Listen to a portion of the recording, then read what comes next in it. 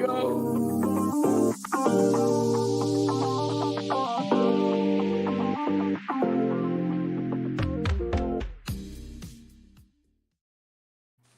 All right, another week.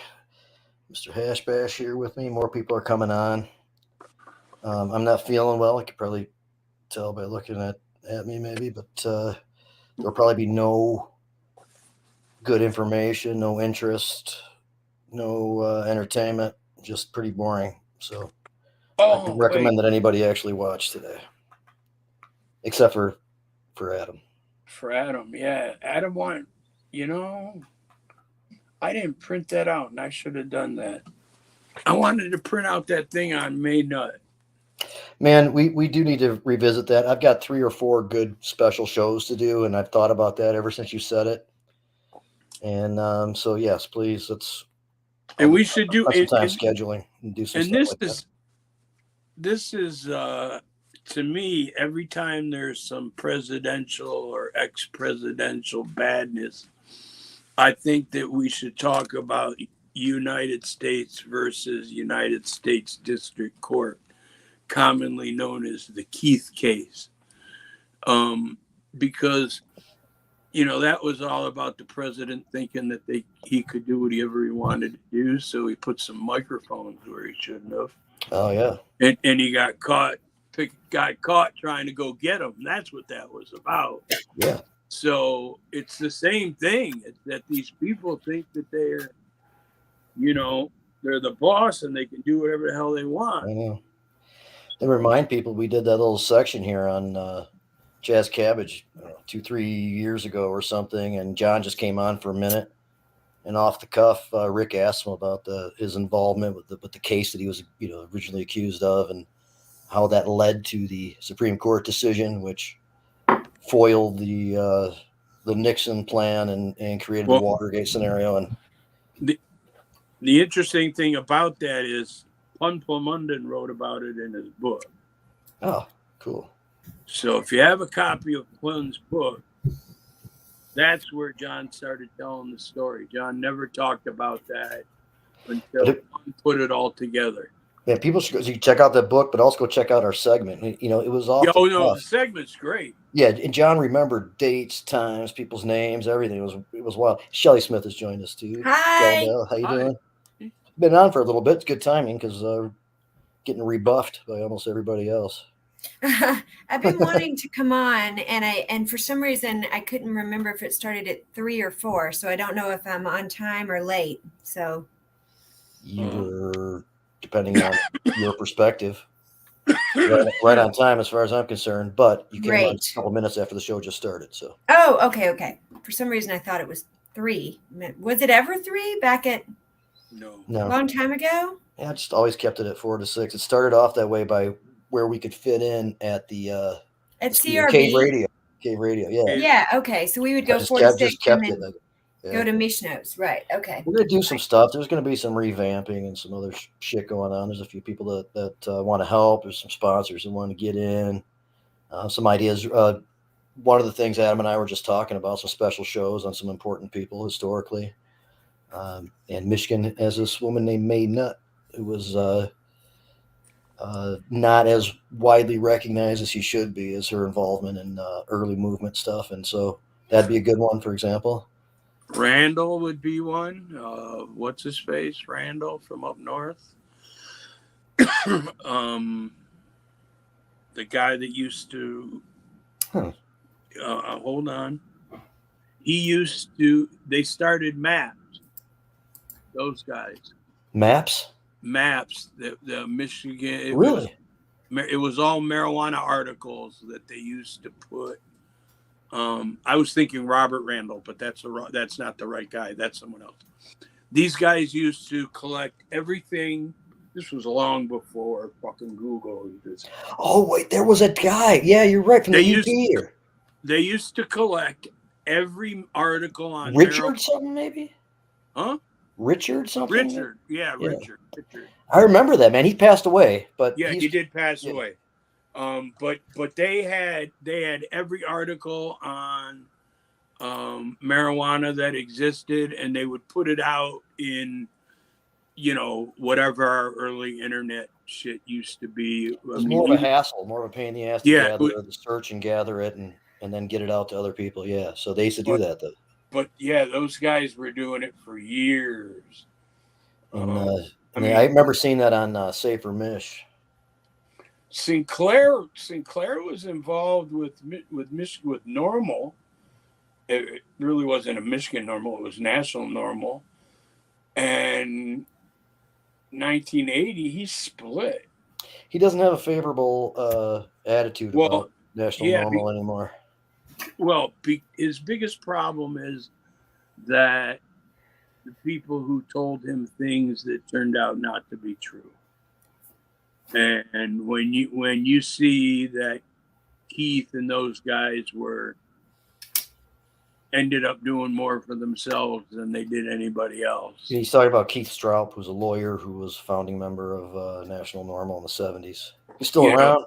Yeah, still we had is. him on the show last year or 2 years ago to help recognize Matt Abel a little bit. They had their place. Now, I make the argument, this is, my own insanity, but I make the argument that having a Michigan Normal chapter is very important because I don't care I don't care how many people you brought to the table, Jamie, to get signatures collected for legalization.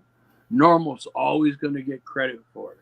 And it's only because of the stupidity of the people that are out there, not because of the people who were involved. It's a long time name and it's done some good work and all that kind of stuff. So I can see that.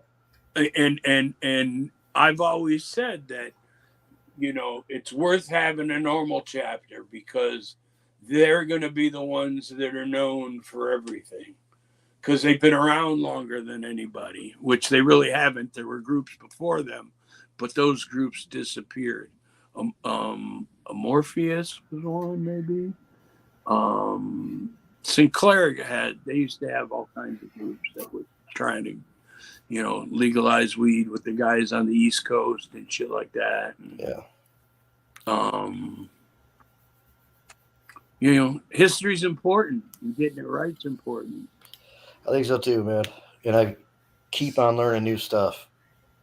There's so many things that have taken place that dude, I got inboxes full of stories that are arguments on when hash bash started. John's going to be coming on here. Cool. Second hour, I think. We'll talk about his event and what else he's up to. But cool. Yeah, I got guys that argue with me that hash bash started they started hash bash 3 years earlier than it was reportedly started. And John says 1 year earlier there was like a gathering there, which kind of like gave the idea or something. And these guys have names and stories, and they just fill my inbox.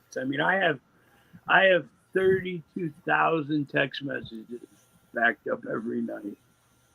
Because they just text you and they go to town and they try to tell you that, you guys are advertising hash bash. Well, that you're wrong on the date. Well, or, the years or whatever. Well, that's not what you guys did. You guys weren't doing what these guys were doing.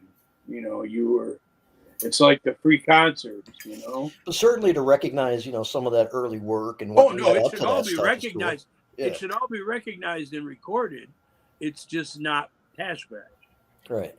It's before that. Just like medical marijuana. Nobody's given what was that asshole governor? Schneider? No, the other asshole before him, the Republican. Engler? Yeah, nobody walks around giving Engler credit for the first medical marijuana law Michigan had. I do because it's something to talk about. Well, he was into it back, He was into it back then. They tried to legalize weed in Michigan in the early 80s, and they couldn't do it. This was the legislators. A friend of Ryan's also, and many people in the community, was one of his chief staffers and was one of the encouraging factors to that philosophy, and we still keep in touch and stuff sometimes. But was he also the office roller, or can we get some information on that? I've asked him to come on. I don't. He was he's a very cool dude. He didn't do anything that was unethical, if that's what that implies. Well, no, that rolling in the office would not be unethical. If you're what do you mean, like rolling the joints in the office? Is that Yeah. what you mean? Okay, I thought you had like some other political term or something like that. No. Was he in the office rolling? Like he I doubt rolled it. I think people they were kind of over, like he professional, but rolled over people. you know I what was cool is that guy I'm talking about, his name is Dennis Shornack. And when the Michigan medical marijuana law passed, they asked this attorney, who's a friend of Dennis's, and I can't think of his name at the moment. That sucks because I really wish I could. They asked him to give a presentation, assuming that he was like kind of against this whole thing. The reality is, he and Dennis and some others were working on finding out a way to utilize the law to create a business and that kind of stuff. Right. And so when Dennis gave his presentation, it was all positive about how we could use this and that kind of stuff. And that's when the famous white paper came out that said, "Oh no, this isn't about a business. This is this very narrow exclusion." Whatever. Right. My point is that you would have never thought that Engler was going to be a weed guy, and he certainly had his name out there as a co-sponsor to a bill. He was a rights dude, kind of, but those type of historical issues are kind of important. The fact that Sinclair had been arrested multiple times for weed prior to the arrest that over the 2 joints that they wouldn't give him the appeal bond. He'd done time in Dahoco, Detroit's jail, for weed possession. They'd raided the Rainbow People's Party and all that crap. So he'd been fighting the fight long before that big case came along. Yeah, for sure.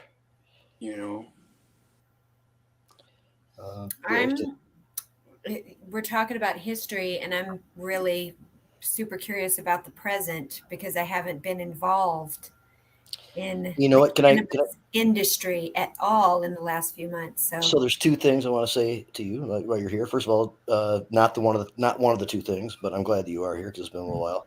Thanks. One is you are doing something new that seems kind of creative and cool, so I kind of want to hear about that. I saw like a post, but I didn't really get into it that deeply, and I totally spaced what the other one is. So, what would it be? Would it be a show?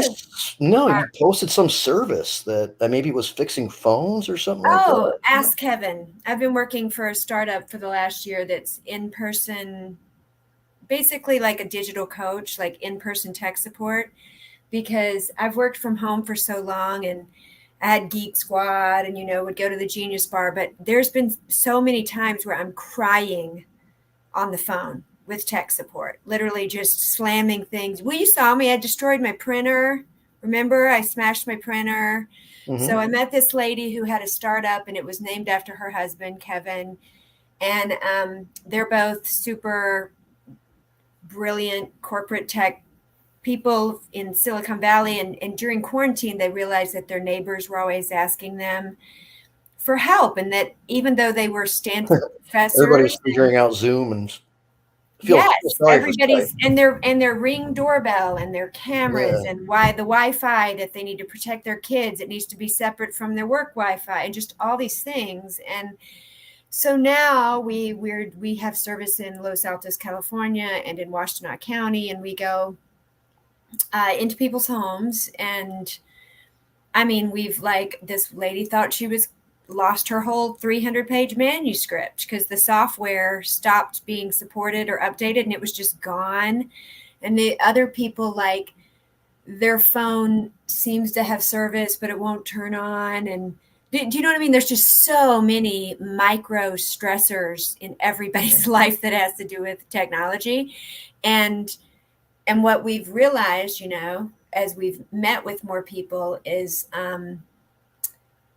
everybody's tolerating some level. Like some people are just like, I don't want to deal with tech. My son does that, or I just don't involve myself. But it's kind of gone from being an option to if you want to set an appointment, think about I need to check my COVID test results. During the pandemic, you had to interact digitally for appointments, for everything now. You can't really, it's really hard to live if you're not interacting digitally. So anyway, that is I get it. That's the service. It's called Ask Kevin. Yep. There you go. That's what we're Appreciate doing. that, And it because is fun I and was creative. curious what that was when I saw that, and it sounds like very supportive. Like you need somebody to be a tech support for your home. That's very available and accessible. Yeah. And to know someone, like just in the last 2 days, I've dealt with 2 apps that, you know, something weird was going on with my app, and one involved money, and I could not get a human.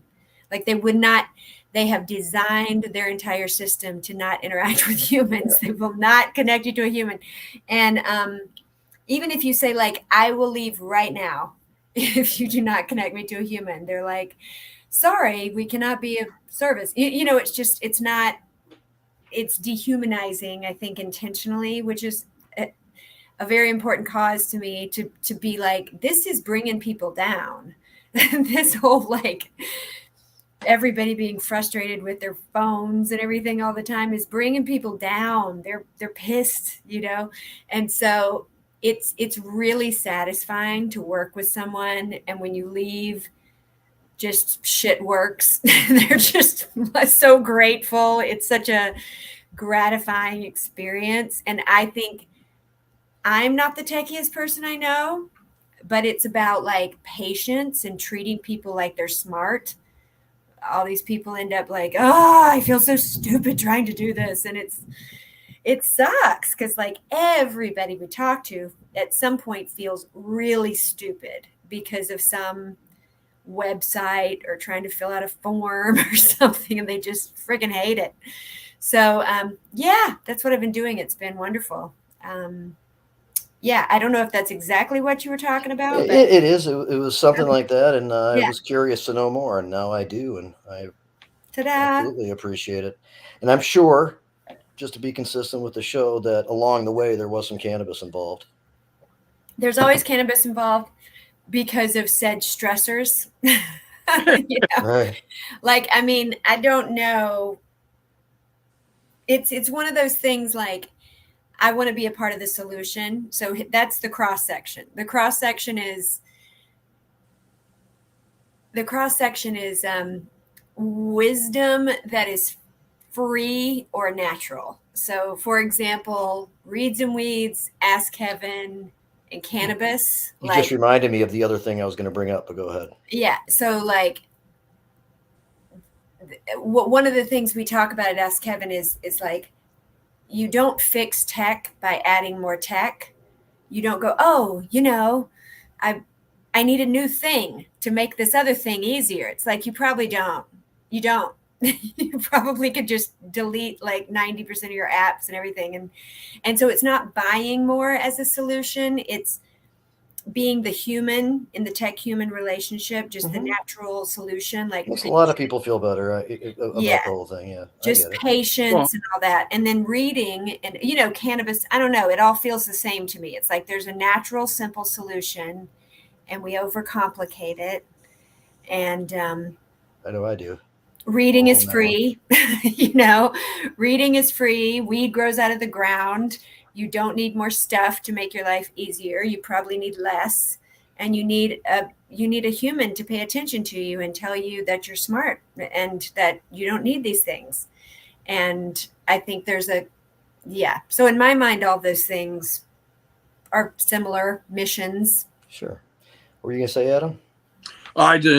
Sometimes you need more disk space, and I learned the other day how to empty out my backups on my shit like that, man. That's a good example. I never touch my cloud. Never, ever my cloud. And I back up my, like I said, 32,000 text messages that I carry on my phone. And holy crap. Well, yeah. He's got all the old schoolers texting him all the time to correct technicalities. Yes. Yeah. That's another thing in comedy is the cloud. Well, yeah, the cloud. There's a cloud everywhere, right? Yeah. Right. A lot of our memories a lot of our memories are stored in a cloud. Mine are. In a cannabis cloud. Remember our conversation that we had, because there's no way I remember what we talked about 6 months ago or 6 weeks ago or 6 minutes ago. But if you text it to me, I got it. Yeah. So real quick, Dr. Lee Malone said that the state police are enforcing the 2018 Farm Bill, which makes sense because that was a federal bill, and so they aren't necessarily that concerned with it. And then Brian, I'll put it back up there again. And he was talking about, like, you go back before computers and internet, and people were zombieing out on TV sets, and that's true. Yes. Hey, Ryan, you should jump on, man. We're going to talk about some stuff here pretty soon. About these events coming up. There's a bunch of events coming up. What's interesting to think about is, if you just listen to history podcasts, or if you're a history buff, or just every time there's new technology, everybody freaks out. Everybody freaks out. When cars were built, nobody was ready. People got run over. Cars ran into horses. Nobody had horseless carriage. Yeah, just people got run over. They ran. There was no windshield wiper. There wasn't driving school. It was insane, and it's still insane. You're supposed to shoot off a shotgun at the intersection to let somebody know you're coming by. There's no intersection. The cars came before the roads. Right, it was like insane. Right, the car came before the stoplight. Oh yeah, of course it did. It definitely it demonstrated a need at some point when. Which I think both happened in Detroit. So to tie it all together, Top Gear, are y'all Top Gear fans? Do you watch that car show? Do you know what I'm talking about? They talk about cars, and one of the hosts smashes a computer on there, and I used that video. I appreciate that stuff. That's probably a little bit more of my brother's gig. It's hilarious for that, but yeah, I can appreciate that stuff. Yeah. So, yeah. So I remember what else I was going to say. Oh, okay. And I'm happy about that. And I remembered it after I recalled it again. Yeah, I'm impressed with your memory already. Yeah. Weeds and Reeds. Yeah. Now, obviously, the advanced law civilization stuff did get a lot of, and I saw Richard Sarfo this last. And he's into still talking about that stuff, and it's awesome. And I know that got some attention because it's kind of a popular subject matter. Yes. But we did other ones too, and one of them was on a book by Matt Lee called Smoke Signals, and that is for those interested in broader history of cannabis. That's a really cool book. So can I tell you, Jamie, that they took it down? It got taken down, and I don't know where it is. I've asked CRB. What, Smoke Signals? Yes, because not because of anything, the subject matter, but remember I used to put music at the beginning and the end. Ah, okay. You put copyrighted music on. And I asked every way I could. I'm like, can I just edit it out and just put it back up without the music? Can you just tell me what song to remove? Like, it was just, your content has been removed. That's it. There's no, so that's one of my favorite episodes that we had to do twice, remember? Does it no longer exist, or does it? I don't know where it would be, because remember the first time we did it at CRB, but something happened, like somebody's mic or something was messed up, and so we did it at my friend Taylor's house. Didn't you come over to my friend Taylor's basement? Yeah. And we did it again. She or he? He. I think was in a band that played at Honey Monsoon. Honey Monsoon, I liked a lot. They did a lot of he was the drummer. Really creative. Yeah, that guy's really good. That drummer is really, awesome. Really good. Yeah. Yeah, he actually just produced a festival this last weekend in Ypsi called Fun Fest. It's his entire baby. It's the 3rd year. So in Frog Island Park. Hi, ask Kevin, LOL. Yes. That's it, but only 1K, ASKEVIN. So, he at Frog Island Park in Ypsilanti, it was all day. It went from like noon to 10. It was beautiful. He had vendors and everything. So Taylor did a great job. So maybe I should reach out to Taylor, because if you go on the Reeds and Weeds feed and search for Smoke Signals, it's not there. They just straight took it down. But at least it wasn't for pot, which would have been really stupid. But it was for no. We've talked about we've talked about so much shit. But I'm going to be at InthioFest, doing that table again. So, I mean, last couple of years I've done that table where I get all the, I like, we do a book drawing and I give away the psychedelic library and everything. I've done that for a couple of years. And it's a place for people to come up and find out about books on psychedelics and things like that. So I'll be there. I mean, it's less than a month. It's about a month exactly away. So that's cool to look forward to. Are you going to be there? Can you tell me what it is again? InthioFest? Oh, okay. You didn't hear. You know what's interesting? Jim was supposed to be on, and I was just reaching over my phone to like text him to say, "Hey, come on." I know that he said he might not be till 5 or something like that. Yeah. Was, of course, about InthioFest. About InthioFest. And then so then meanwhile, I'm getting back into the conversation and lo and behold, yeah. So we're actually speaking about InthioFest, which maybe we broach it for a moment now, even without you. Well, what is going to be fun, what's always fun that I do there, and Jim, of course, I don't know as much about all the speakers and everything.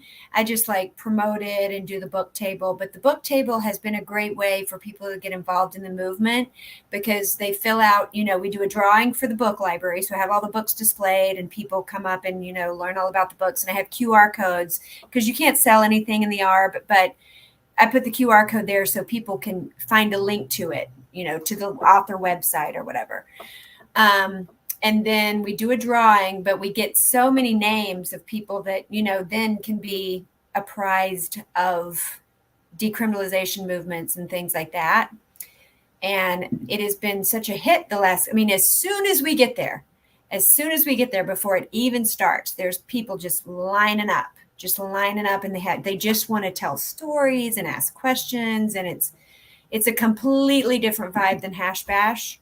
Not that there's anything wrong with Hash Bash, but I think it's very mellow. I think it's real mellow. When you say completely different vibe, that's not necessarily my take on it. It's different and it's really cool. Yeah. I really love it and really looking forward to this year also. But its point is to kind of have that feel a little bit underneath it. Then of course get into a different, variation on plants and stuff. But not in a bad way, just different. Feels right.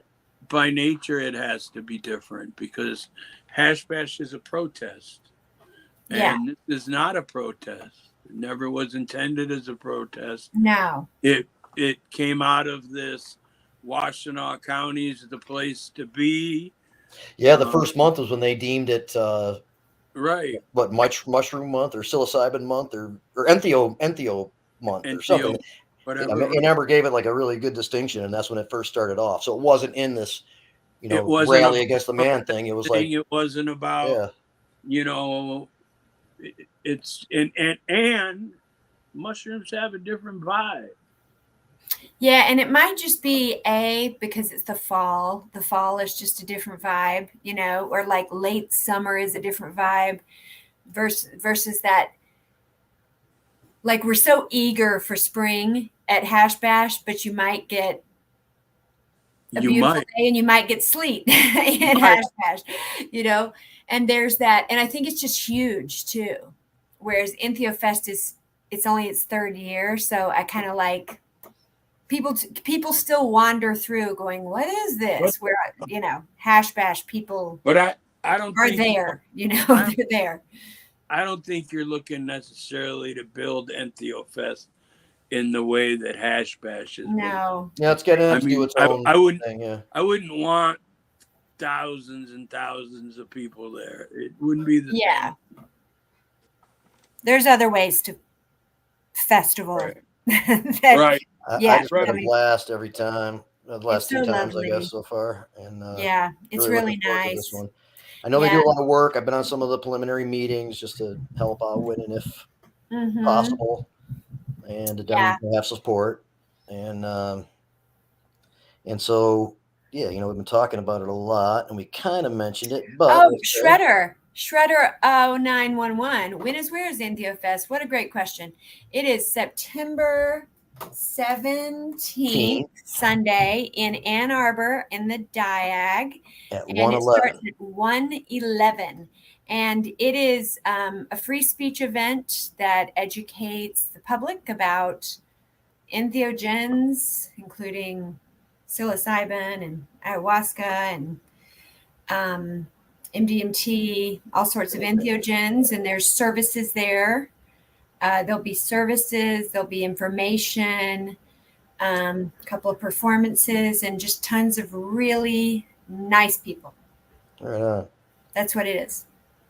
Hey, Dion, Big Rapids. Hey. I'm going to be there September 1st, man. Come by. Darren McCarty will be there.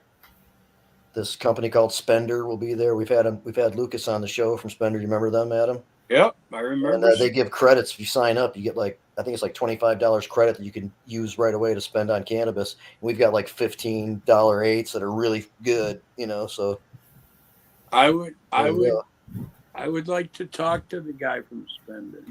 We'll have him back on, man. He's I've just saw him recently. He was just up at the MiCIA conference. Yeah, I'm not really welcome there. I'd like to talk. I mean, I could go. You're welcome, man. As far as I'm concerned. I know it's expensive. I'd like to talk to him because that's something I could get behind, and that's something that I could promote. It's pretty cool, yeah. That is important, and I'd be happy to push it. Of course, Joe's got his place in Bay City. But yeah, I remember. Joe, I'm sorry, man. What's the name of your place in Bay City again? Would you put that up there so I can let everybody know? Dawn, friend of the show, been on before. Dawn. Watching. How you doing? And Richard is enjoying a Woody, which I think is kind of redundant, isn't it? I don't know if I want to touch it. Breaking Bud. That is a place. Hi, Joe. Now, it used to be Joss or Jass or something like that, and Joe used to kind of run it, and now he owns the business in that same location. I think that's really cool. That is good job, man. Yeah. So it was Jass. Were you just at that Shanty Creek MiCIA meeting? I was, yeah, and I was kind of waiting for Josie to come out and talk about it because she was there. Oh, okay, yeah. As far as NPO Fest goes, we've got out, I think, most of the info. I will say, if Jim comes on, we can hear about some of the bigger name speakers that they have. They have some really seriously intense people on speaking on these things, and researchers, people who just work with it a lot, and everything. It's a whole spectrum of information and people's involvement in this thing. I've spoken last couple of years mainly just about cannabis kind of demonstrating the pathway and seemingly making the Entheo run. What's interesting? It's an interesting place to be right now, and I guess it always is because somebody already knows the information. Right, There's Jim. So Jim was like, he was posturing that he wasn't going to come on till later, and we only had to mention the name twice. we had to like conjure him. We kept saying Jim. Just, but it's interesting. Well, I got a text that just said Entheo Fest. I replied to it, and you didn't reply. So I'm like, okay, and it worked. Put your stuff obviously. Down. Mystery. Sometimes it's the note you don't play. Things. We've been talking about it, but what's interesting is mainstream media lately. You hear a lot of stories about, and it's always like, some of you may have heard recently that psilocybin as therapy is becoming more, and you realize like, oh, there's so many people who know nothing. We just happen to be in this little bubble of almost everybody I know knows something, and probably a lot, almost everyone. But when I hear those mainstream stories or see those mainstream stories, I just think, oh, for some people, they don't know anything. We got the Big Cloud guys here, and very happy with those events too, since we're talking about events. But go ahead, Shelley. Oh, that's it. I'm just realizing you don't have to go far away from our little bubble of people to find people who have never heard of any of it, or it's still so far on the fringe of their mind that they wouldn't consider, Well, that's ketamine. They wouldn't consider any of it as. it's because they've never heard of MK Ultra from 40 years ago. Man, Years and when ago. people do, that's an intense one. I I mean, remember like more and more people. maybe Adam experiences too. I don't know, but I mean, over the years, cannabis. It's been 14 going on 15 years or something now, and oftentimes, Passion Club meetings, just meetings, town halls, whatever. A lot of educational platforms to discuss what's going on, and I've shown up at places like ready to get deep, Yeah. into the And then- whole issues that are going on. And somebody's like, "How many plants can you have in your closet again?" Right. Stuff like that. That's how it is sometimes. I do want to get Jim on to go over the awesome speakers, the big names coming in, and then some credit to some of the other people putting it on with you. But this was part your baby here, so third one coming up. It's awesome. Yeah, third one coming up. The original idea came from starting a podcast called the Entheo Show.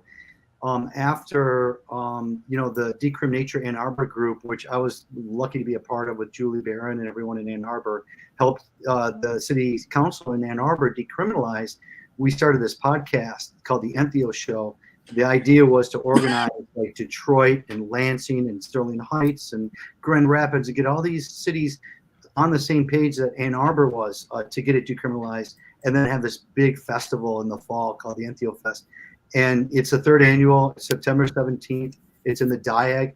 It's all basically cookie cuttered after Hash Bash. Having been on the planning committee with you, Jamie, you do most of the stuff for the Hash Bash, and helping Nick Sattel way back in the day. It was really easy to come back and find this. And, I should throw Adam, Mr. Hash Bash himself in there too, obviously. But I worked with Jamie on Hash Bash and learned a lot about just the ins and outs of it. And put it into like the festival for plant medicines. And we were just talking about Hash Bash is more of the rally, and that Entheo Fest was teed up as with more acceptance to get started. There was what was the month called again? Well, it's the Entheogen Plant and Fungi Awareness Month. That was designated for the city of Ann Arbor now. The entire month of September. That's right. That's awesome. Is designated for that. And it's and funny. And the decrim, the lowest level priority, happened by city council, not by like a local initiative or something like that. And correct. And it was passed unanimously. Yeah. Our Ann Bannister and Jeff Hayner were two big proponents for that. And rules. Subsequently, our district attorney, our DA, or our prosecuting attorney, as we call him here in Michigan, Ellie Savitt came out with his own entheogen policy that blankets the entire county of Washtenaw, that decriminalizes all the things that the resolution does in Ann Arbor for the whole county, which is great. Who's going to be there? We've got a lot of great, interesting people that are coming. We have, the student groups, SSDP and SAPS.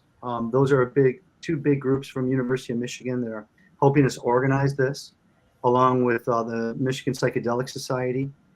And then we're working with other groups like Sons and Daughters and Dance Safe and Detroit Psychedelic Society and other groups that are coming together to help activate people. And our speakers, our list of speakers is incredible. And we've got Debbie Dingell, Congresswoman Debbie Dingell this year, which is incredible. Senator Jeff Irwin, Yusuf Rabi, County Commissioner of Washtenaw, Ellie Savitt, I just mentioned him and his entheogen policy for Washtenaw County. Probably Victoria Burton Harris may join him. She often does. She often does. Yeah, we haven't gotten a confirmation yet, but we're hoping she does. We've got, student leaders like the president of SSDP, the president of SAPS will be speaking. Julie Barron will speak. She's basically the person who started Michigan Psychedelic Society and Decrim Nature Ann Arbor and really kicked off the whole psychedelic movement in Ann Arbor in that way with Michael File Williams. Mhm. MISH is also going to be a big part of this, Michigan Initiative for Community Healing. There's word that Senate Bill 631 will be reintroduced this year, and that helps decriminalize the entire state. That was introduced by Senator Jeff Irwin and Collier out of Detroit. Would Senator Irwin be reintroducing it? Is that the expected way it gets back in the mix? Okay. That's the rumor. Yeah, that's the rumor. Hope it happens, man. It makes sense. Mm-hmm. Our keynote speaker, Mariella Perez Simmons, will be. She's a reverend and a spiritual guide and leader. She's going to speak to us, I think, on just the mindfulness of using these medicines and incorporating nature. And it's going to be a really beautiful keynote speech from Mariella. She really holds a lot of great light and energy in her being, and I'm sure she's going to show that day too. That sounds awesome, man. What's her name? What's her name? Mariella Perez Simmons. Gosh, what a thing to have known about you. The way you just described her. That's legit. But also, I know exactly what you mean. Like the thing about,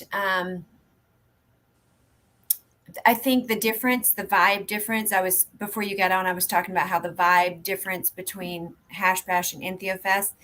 I think there's this elevated, I think it's just a really elevated vibe. It's because there's a lot of people like that there who are just oozing, next level compassion and understanding of their relationship with the earth. Hi, Mark Passerini. Yeah, but the way you described because people like that. Mark came on and granted us an emoji. Pulling out smoke. Really cool, Mark. He's always on social media constantly. That's what he does. He was just at the MiCIA conference, as usual. Yeah, we had Hash Bash is more like kind of like a big middle finger to the man. It's a protest. Don't take our rights. Don't get in our way. We're going to do whatever we want to do. And Adam, you can speak. It's not the same as NPO Festival. And I would also, I said it earlier, but I don't think you were here yet. You wouldn't want a couple thousand people to show up at the NPO Fest. You don't want people not having any space. Thanks, Mark. It's a different vibe. The Diag only holds a couple thousand people. You put more than that on it, you got a problem. Yeah. I don't mind having a lot of people. I would love it to be as packed as Hash Bash is. I think that would be incredible to see that crowd out there. And I think people would be fine with two totally different events for sure, but they come from the same tree. It's just amazing. Without John Sinclair, we wouldn't have this. We wouldn't have the first one. I can't think of the guy's name. I mentioned John like in my speech. I talked to him earlier, and he told me about how even though Hash Bash got kicked off by way of cannabis and his issue with the 2 joints and stuff, that group of people, that culture was also using mushrooms and all that kind of shit too. And they were using they were using LSD. Forget all that shit, man. So like it was that was all recognized, and a guy that was at the first one was one of the speakers, and he brought up how he was a soldier and came up through that way and all that kind of stuff, and that was an awesome. I forgot his name, but he was awesome, and they talked about John quite a bit too. Gave him some tribute. Yeah. So. Yeah, we hope to have John there this year. I mean, we want to have him on the speaker list at least, and give him the option to show up and speak. So we came. I brought him last year, I think. Right? Pardon me? Did he come last year? He did, I believe. Yeah. I remember because I couldn't get a hold of him for the week leading up to it. He said he was going to do it, and I couldn't get a hold of him. And the reason was because he turned off the ringer on his phone. and when they were at an appointment or something, and then just never turned it back on. So the whole time I'm trying to get a hold of him, he just doesn't know it. So I just went over there, and he's like, "Hey, what's going on?" I was like, "I'm glad to see you. I didn't know what was happening," you know. And they figured it out. So yeah, I think we made it out there last year. That'd be great if you can do it again. We'll find out. Yeah, I can't wait. Very excited. I got all kinds of good book recommendations, so they'll be. Obviously, you got to pay him. So I go talk to him about that. Yeah, I'm not going to say he's anything. Not going to get motivated too much. Unrecorded film right now. Yeah, we can discuss it later. Well, you know what? That's a dude who's done so much and never really was able to cash in. So if he needs a couple of bucks, that shouldn't be an issue. You're absolutely correct there. Yeah, absolutely. Yeah, he rules. So that whole event's awesome, man. Can't wait for it this year, and it is coming up. We have a lot of stuff happening though between now and like even after that. And I'm trying to think of what's next here. Cannabis. How about is next, and John is going to come on and talk about that. Current events from MiCIA. Yeah, there's some MiCIA stuff, and which I would be happy to talk about. I was there. Josie was going to come on and talk about some events and MiCIA, so I'm hoping that still happens. And then,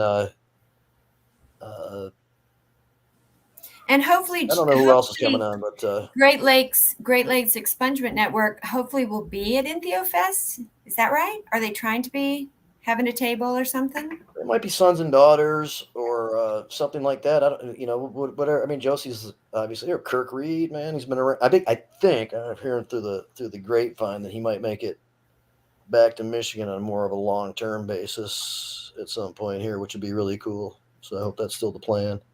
But he's been around a little bit lately, and yeah, saw him out west at the Hartford racetrack. Right on. Yeah, he was there.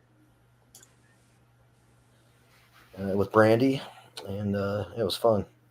That was awesome. It was a good time. In fact, that was Big Cloud. We just recognized a moment ago. So there is a man. Ryan's supposed to come on too. That's what I was thinking of, and we'll talk about the Bridgewater. All these people are already supposed to be on talking about this stuff, and it hasn't happened yet, except for Jim, who you just got us not come on at all. He first of all said, "Hey, after 5, if I can make it, I'll try to make it," which means not coming on. Just saying I'll try, but I'm just not ever going to do it. And then when I texted him, he wrote back and said, "Hey, is a half hour okay?" But then he popped on earlier because I didn't respond, and now he's here. Thanks. That's all we need to do the same thing to these other people. Like, the same thing to these other people. You're right. That worked for Jim. And start, mentioning their name, we could start talking about their event and what they got. Josie Scoggins. She shows up. Boom. Start making, Right. Is there a golf thing a week from Friday? Is that what's going on? August 25th. It's a Glen event. And it's in Franklin. What's the golf thing? Do you need sponsors for a golf thing? Yes, What's it called? We need sponsors. They need some more sponsors. What's it called? Well, that is a good question. If Josie were here, she will be, because she's coming. She's being conjured. Mm-hmm. And I texted her. I said, "Your existence is valued and needed in this discussion." Immediately. I didn't put immediately. I don't want to put that kind of pressure, but I hope she, Right. Is it a fundraiser for Glenn? It is a fundraiser for Glenn, and Glenn needs a lot of money. It's the only expungement group that does it for free from start to finish. And it averages $1,300-$1,400 a person. And there's a lot of people who have applied. A lot of people. And so money always needs to be raised, and Josie has engineered this groove this year. She has. One of the really good ones was Adam helping out with cup tickets along with the maps and stuff, and that really gave us a boost. That was huge. she's drawing a lot of people just to support like that, and the top shelf, industry cup type thing that just went down was like an $85,000 fundraiser. Amazing. That's awesome. But that's all going to get eaten up by people who are already applicants, man. It's, boom, money's gone. At the same time, there's not one large MSO that stepped up as there. There's been a couple that have helped out a little bit. Helped out a little bit. Yeah, Common Citizen gave $5,000 a couple times, I think. I mean, Josie could give you actual real details. I mean, I'm just curious. I think that some of these companies, might find a better workforce if they let these people out of jail. There's room for improvement in a lot of them. I mean, one of the reasons they're doing this, they're like, oh, we're But demonstrate how cool we are for helping these people out. I'm thinking that solves some of the issues. But here's the thing. It's also a way for them to give back without it affecting the rest of society and only affecting our society, our special group of people who need, anything else they do, the public's involved. And Greenstem, it's Adam is correct. They've run a few promotions with their store and have otherwise helped out tremendously. And but there's George Cage, well. and they have helped to raise several thousands of dollars as well. They're sponsors at NTO Fest? Yeah, they are. Greenstem's amazing. Yeah. Good family, man. They've done some good stuff, and it's much appreciated. But I mean, would be cool as we get more into these events to have some of the people who are driving them on here to help describe it. That was the idea. People taking it nonchalantly and just if I can make it. Yeah, I'm glad you kind of came to your senses. wow. I think you've kind of redeemed yourself, and you now expose the other people. The others. Redeemed myself for what did I do? Well, because you were trying to duck out. Okay. When you were busted, you were enticed back in. All right. I got it ends at 6:00 the show, so I can do it. All you have to do is ignore me, and I'll come running. There you go. How can they give? So he's talking about maybe Greenstem's investment and having to pay it back. I'm not sure exactly what this pertains to, but they've set up promotions and certain fundraisers which raise money in a particular way, and then those funds raised have gone to these organizations. So I don't think they've just taken a big chunk out. Maybe would not be surprised if they actually just offered their a lot of money to these events. That's the kind of people they are. But there've been a lot of successful promotions that they've worked together on, and the results of that were designated for the Glen charity. So it's all just part of the community of Michigan. I mean, the Michigan community is just filled with groups of people like this that are generous and want to be part of the bigger part of, this movement, Cannabis or plant medicines or whatever it may be. It's all, we're all kind of one big community when it comes to that. I think everyone participates knowing it's for the good of the group. Well, we're right and you're wrong, people. Yeah. I mean. Yeah, it feels, it's interesting. When we very first got on, we were talking about making sure history is correct. But there's going to be people left out who took risks and, were growing. Their grandparents were growing before we even smoked weed. There's always going to be someone before that we forgot or whatever. And I do want certain people to get the credit, but if people are trying to get the credit, like if they're demanding the credit, I'm not as interested. Do you know? So when I think about Entheo Fest, like I'm so excited that everybody is getting involved and you're hearing about it more and more.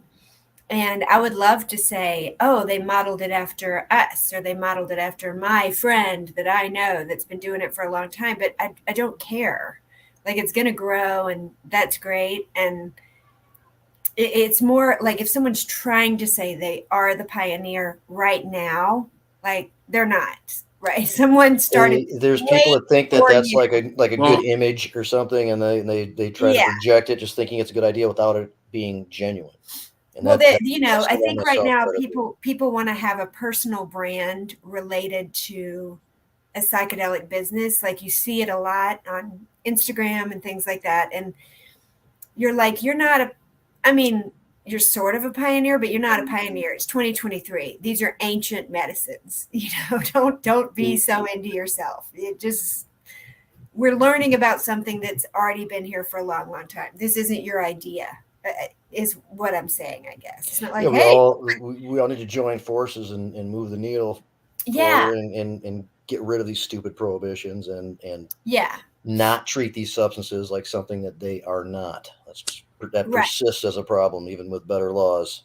yeah, They're still viewed Yeah. as things. You put the that they are. spotlight on the plants and the Yes. medicines and the education of that. Mhm. That's the Yeah. most important part of this.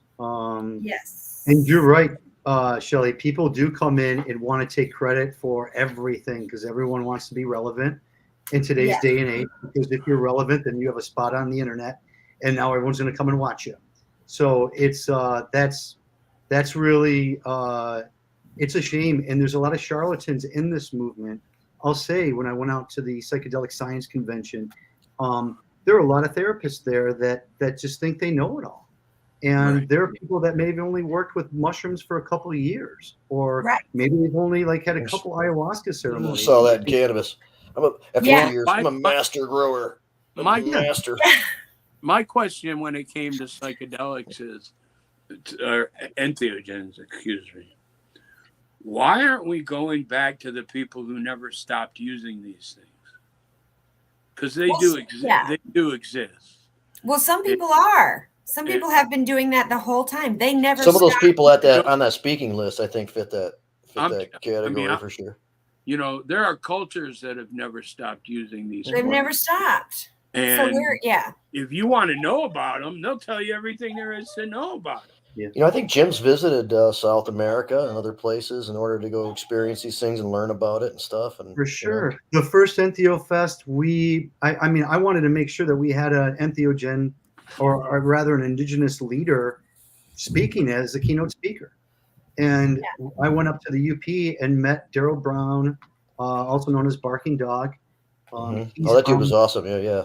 He did an incredible speech that day, but just going up to meet him and getting him to understand what we're trying to do and how much we respect him and respect his ways and culture. And, you know, you're right. Like, people have been doing this a lot longer than us, and they're still doing it, and they haven't stopped doing it unless they're incarcerated. That's the The only lost way they're not advanced doing civilizations used to use Yeah. it. So it was going on There are tens of thousands of years ago, probably. There are Yeah. civilizations that don't exist that they find this stuff in. Right? Yeah. They're gonna back You up. ever seen those the hieroglyphics on the huge megalithic structures and stuff like that? There are some consistent symbols from around the world. One of them is a dude carrying a bag, Right. and other people theorize, some shrooms in there. Or just, yeah. Well, hearing people LSD reference. make here, it I their think. personal Yeah. brand, By it's far. so it's so silly because it's, I mean, on one hand, I'm glad it's getting out there and it's great, and I love that. But it's also just, I would rather it be the way Jim was describing, just it's a community of people basically encouraging other people to relearn about the magic of the earth, you know, the magic of what was given to us. It's not your brand that you thought up. It grows out of the earth, and it's been here, and when you die it will consume you and still be smarter than you. And so it's the respect and humility for our interaction with the natural world, I think. You're a bunch of dust with a consciousness right now, and later Yeah. on you'll be a bunch of dust without a consciousness. Yeah. Yeah. And as long as those people have good intentions and they're mindful and Yeah. they're respecting the plants and the people and the practice, and not like I don't think it's a bad thing if they're branding it with themselves, but when they do get a little too far ahead of themselves with their ego, because ego is really, you would think that people who do a lot of mushrooms and ayahuasca, like that would kind of, iron out the ego and make people understand. Yeah. But in some cases, it just has the opposite effect, and it almost inflates people to make them more self-worth than they really need to be, which we all can do. So. Yeah, Brandy. I think Brandy concurs. Yep. It's what we're yeah. Right. Probably should talk to Brandy here pretty soon on here. There's some ACES stuff going on that's pretty cool. And we did talk about with Steph Shearer on here, the Schedule 6 thing. That was pretty interesting. And I got converted to supporting it now. Really? I missed that. Yeah, that was cool. We'll go over that again, man. Actually, that's some interesting stuff. And now that I know a little bit more about it, I think we could have a better discussion even and get right to the point. Sometimes incremental stuff or practical stuff is the option. I think. Trish, of course, always welcome on, but she said today she's going to be watching and maybe in an area without great connection or whatever, but chiming in to say she supports.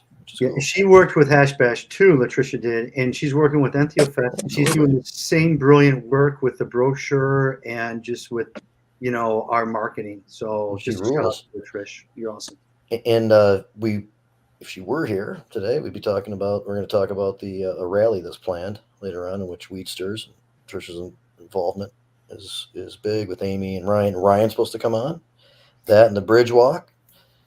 Josie, the MiCIA and the golf thing. I can think of two right now. I'm not expecting anybody on, but I'll talk about these two events. One, we talked about it on Medical Mondays last night. I believe it's Sunday in Detroit. Yeah, they give back on Sunday. Yeah, so I think this is for you, Shelley. That's for me. And it's really cool. They've done it a few times for different causes and stuff. I've been to 3 or 4 of them, I guess. You can go on the show and see the flyer for it or find the information somewhere else. It's one of those to be announced location things and stuff like that. But you bring $20, you donate some school supplies to get in.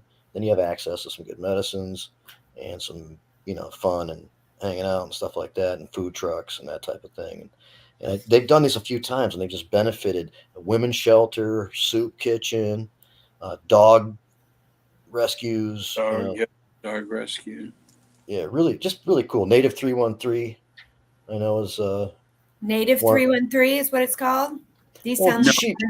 She's a brand. She's like a off-metric brand that's really good edibles and stuff, and helps to put these on to help out people mainly. I mean, she puts it together. So these events that you're mentioning, Native Made 313 is actually the correct. Native Made 313 events. Way of saying it. So I don't know if that's the event. That's just that is the brand who that particular person really helps to put these things together for the purpose of combining access with helping people out, and it's just a really cool thing. And it's it's kind of a location announced thing when you go to inquire, and those are really cool. The other one I wanted to bring up that and maybe I should have seen if he was available, but there's the Clio Cultivation event. Oh, Buddy Dalton's event. Yeah, it's on the same day as the golf thing in Frankenmuth, but it is its own cool thing, and music, cannabis. He does a medical kind of an approach and has like a tent for those who are carded, I think, and to use. Yes, carded, go in the tent. Yeah, and so vendors and hanging out and smoking down and all that kind of stuff, and it's gone on for 8 or 9 years now. I probably should know a little more detail before talking about it, but it should get some credit because it's been a consistent thing, and a lot of people have participated in it for several years now. So that's a good thing that Buddy's got going on. Clio at I think it's at his Clio. Yeah, outside of his Clio Cultivation store, the property next door mainly. There's Ryan decided to jump on, get in the conversation. We were dancing around, kind of waiting, to talk about a couple other things. But Bridge Walk, Rally, and the Bridge Walk particularly special. I'll let you, describe it, but I'm going to be there and I'm looking forward to it. I believe you've been to every one of those events, correct? I may have missed one. I may have missed one, and I was at one and didn't walk. Okay. So, but I've been there, the beginning, and then I was as gonna late as say, I possible. know you were pretty much a diehard like myself. I think Rick Thompson has been to everyone. So, you guys have definitely been great participants and supporters. Yeah. I want to say hi to everybody. Mr. Brook. I don't know Shell Bell, so nice to see you. Really? We've met. I'm a little blind too, so but I'm glad you remember and I don't. And Jim, it's always good to see you, sir. You too, Rallies. So, Jamie, thanks for giving me an opportunity to promote the Bridge Walk. As you know, it's one of my favorite events. I'm a fan of the free events that bring the community together, and this is one of those events. Everybody's welcome to come out. It's Labor Day weekend, Mackinac City. September 3rd at 4:20, we'll be having a barbecue at the Colonial Park, which is the south side of the Mackinac Bridge. We meet right behind the lighthouse, and we're going to throw down with a barbecue, and there'll be food and drink and maybe even some cannabis available. And we're just going to enjoy the day and enjoy each other's company. And then the next morning will be Labor Day, September 4th. We meet at the Trailhead Pavilion, which is off the lake. It's behind the Burger King in Mackinac City. I will post exact location and directions in the next few weeks, just so people can refer to that. But we meet at 7:00. We give out the shirts, which I have. I think this was from 3 or 4 years ago, but it's a cool green tie-dye. Every walker is welcome to a shirt. Those shirts are all funded and paid for by our sponsors, our generous, kind sponsors. So everybody will get a shirt that morning. Everybody will go out that wants to walk the bridge. Feel free to go out and walk the bridge. We have people that, like to just come out and hold down the fort at the refreshment area. And we enjoy that too. So we dab and have a little cannabis and have a good time right there at the pavilion. And we hold down the fort because when the walkers come back, we have refreshments, and we sit around usually till about noon, 1:00. And again, just enjoying each other's company, telling stories, and it's a great event. It's just a good time. There's a lot of positive energy. This year is special in the respect that we are honoring a great warrior. Zara Abbas was the most unique individual that I've ever met in this industry. And for those of you who know, those that don't, she's a Muslim woman that was able to teach others in her community about cannabis. She convinced her family that it was okay to use cannabis. And if you know anything, I just want to say that as far as that story goes, it's kind of interesting. She had these major seizures and these grand mal seizures and a really horrible time and brain surgery and all these medications, and nothing's working. Her father actually did some research and said, "You're going to try cannabis." And they went to Colorado to get going, and she reluctantly did it. And then that's how it got started with her. But yes, to be representative of that community within our community as part of the diversity, as part of the greater reach into more people and all that kind of stuff. And on top of that, being able to connect, she was with 12,000 groups and organizations and worked 24 hours a day for each one. And she connected with a lot of people, and we got so many great meetings to be able to discuss these issues with people, through her. And anyway, just going off for a little bit, but I'm really happy that she's the focus. That makes a lot of sense. That's awesome. She was unique, plain and simple. We could go on for hours about it. Yeah. But the truth is she was unique, and I don't know that we're going to ever see quite that same thing again, that same ability and makeup.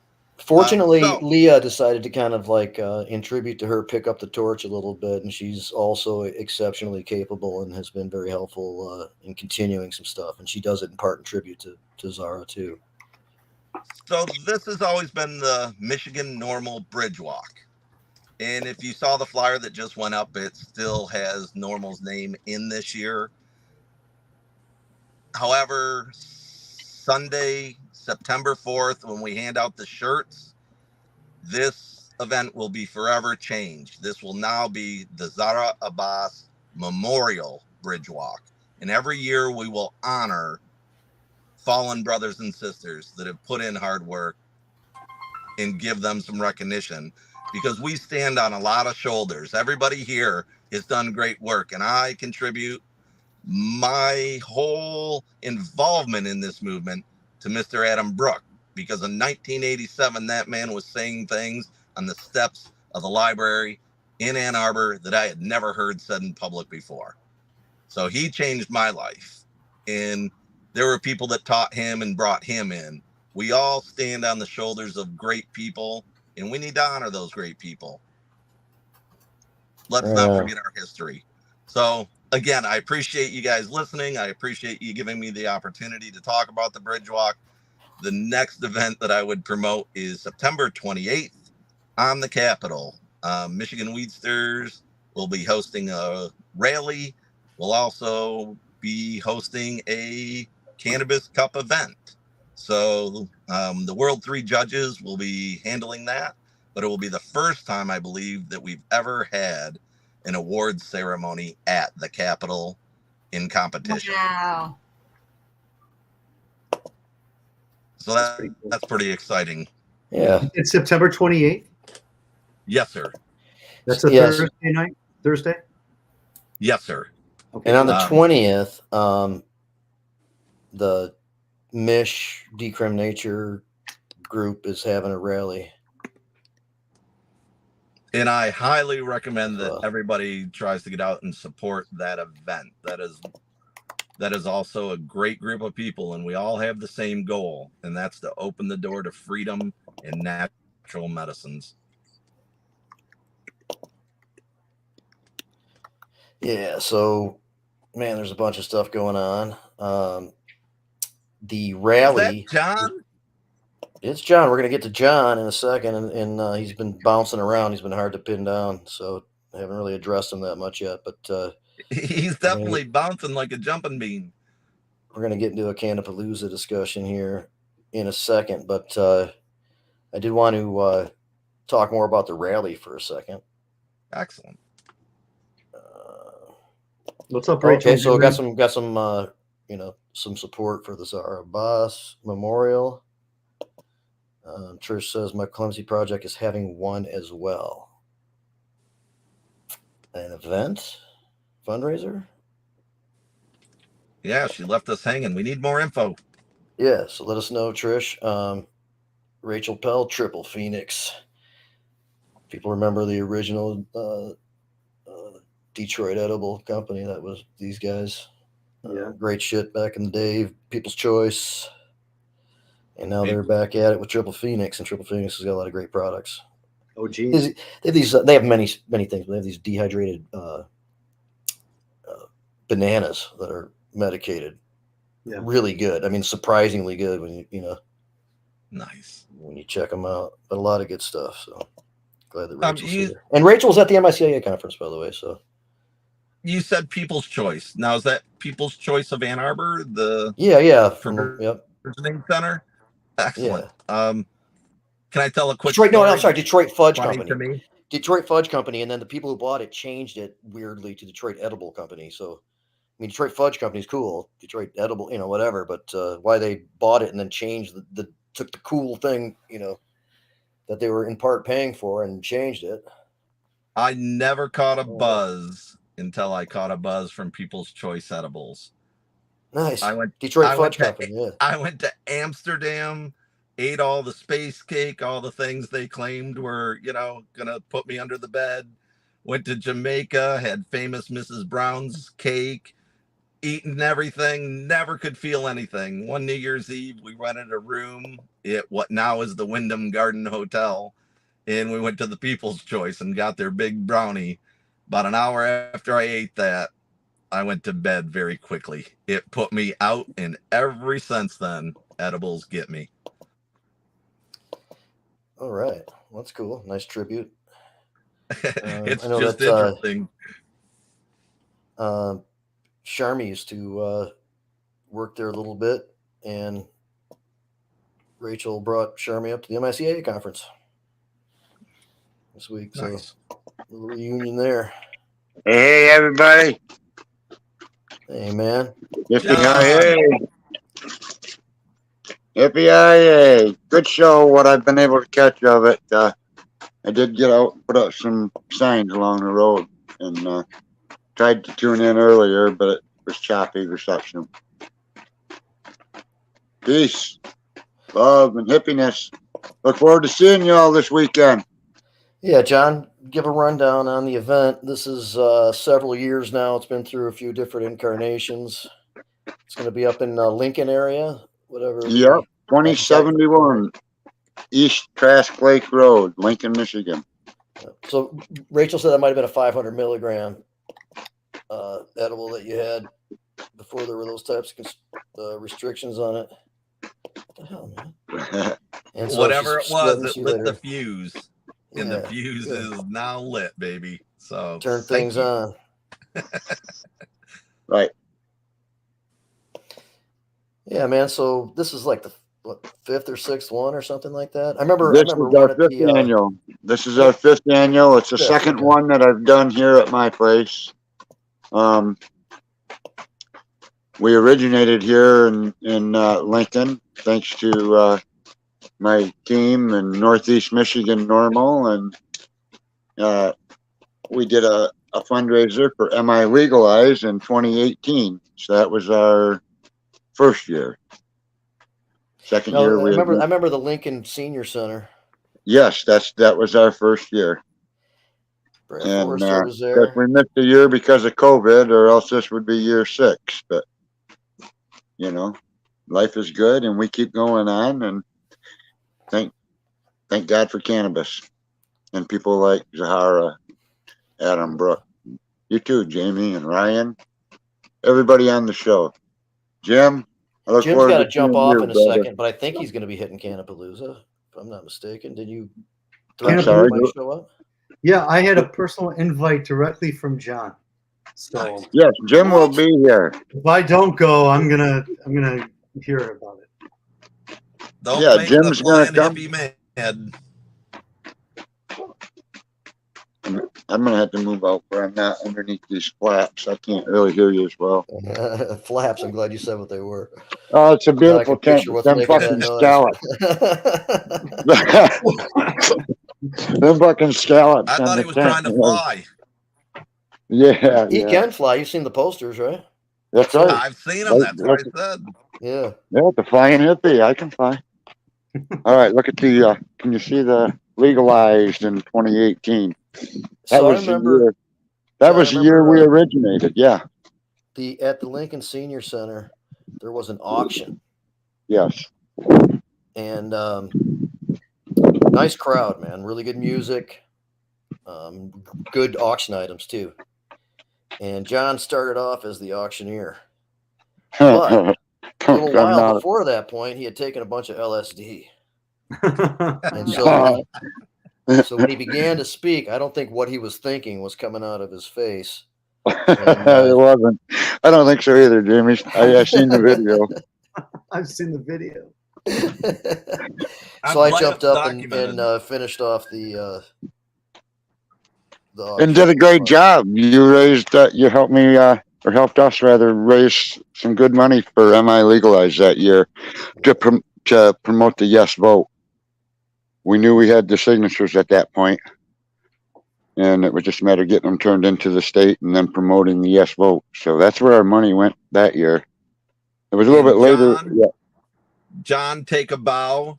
I believe you collected an amazing amount of signatures, if I recall. Man, John went all over the state. Northeast Michigan Normal that he founded went all over the state. Just kicked ass. And you were every single day of the week there was someplace to be.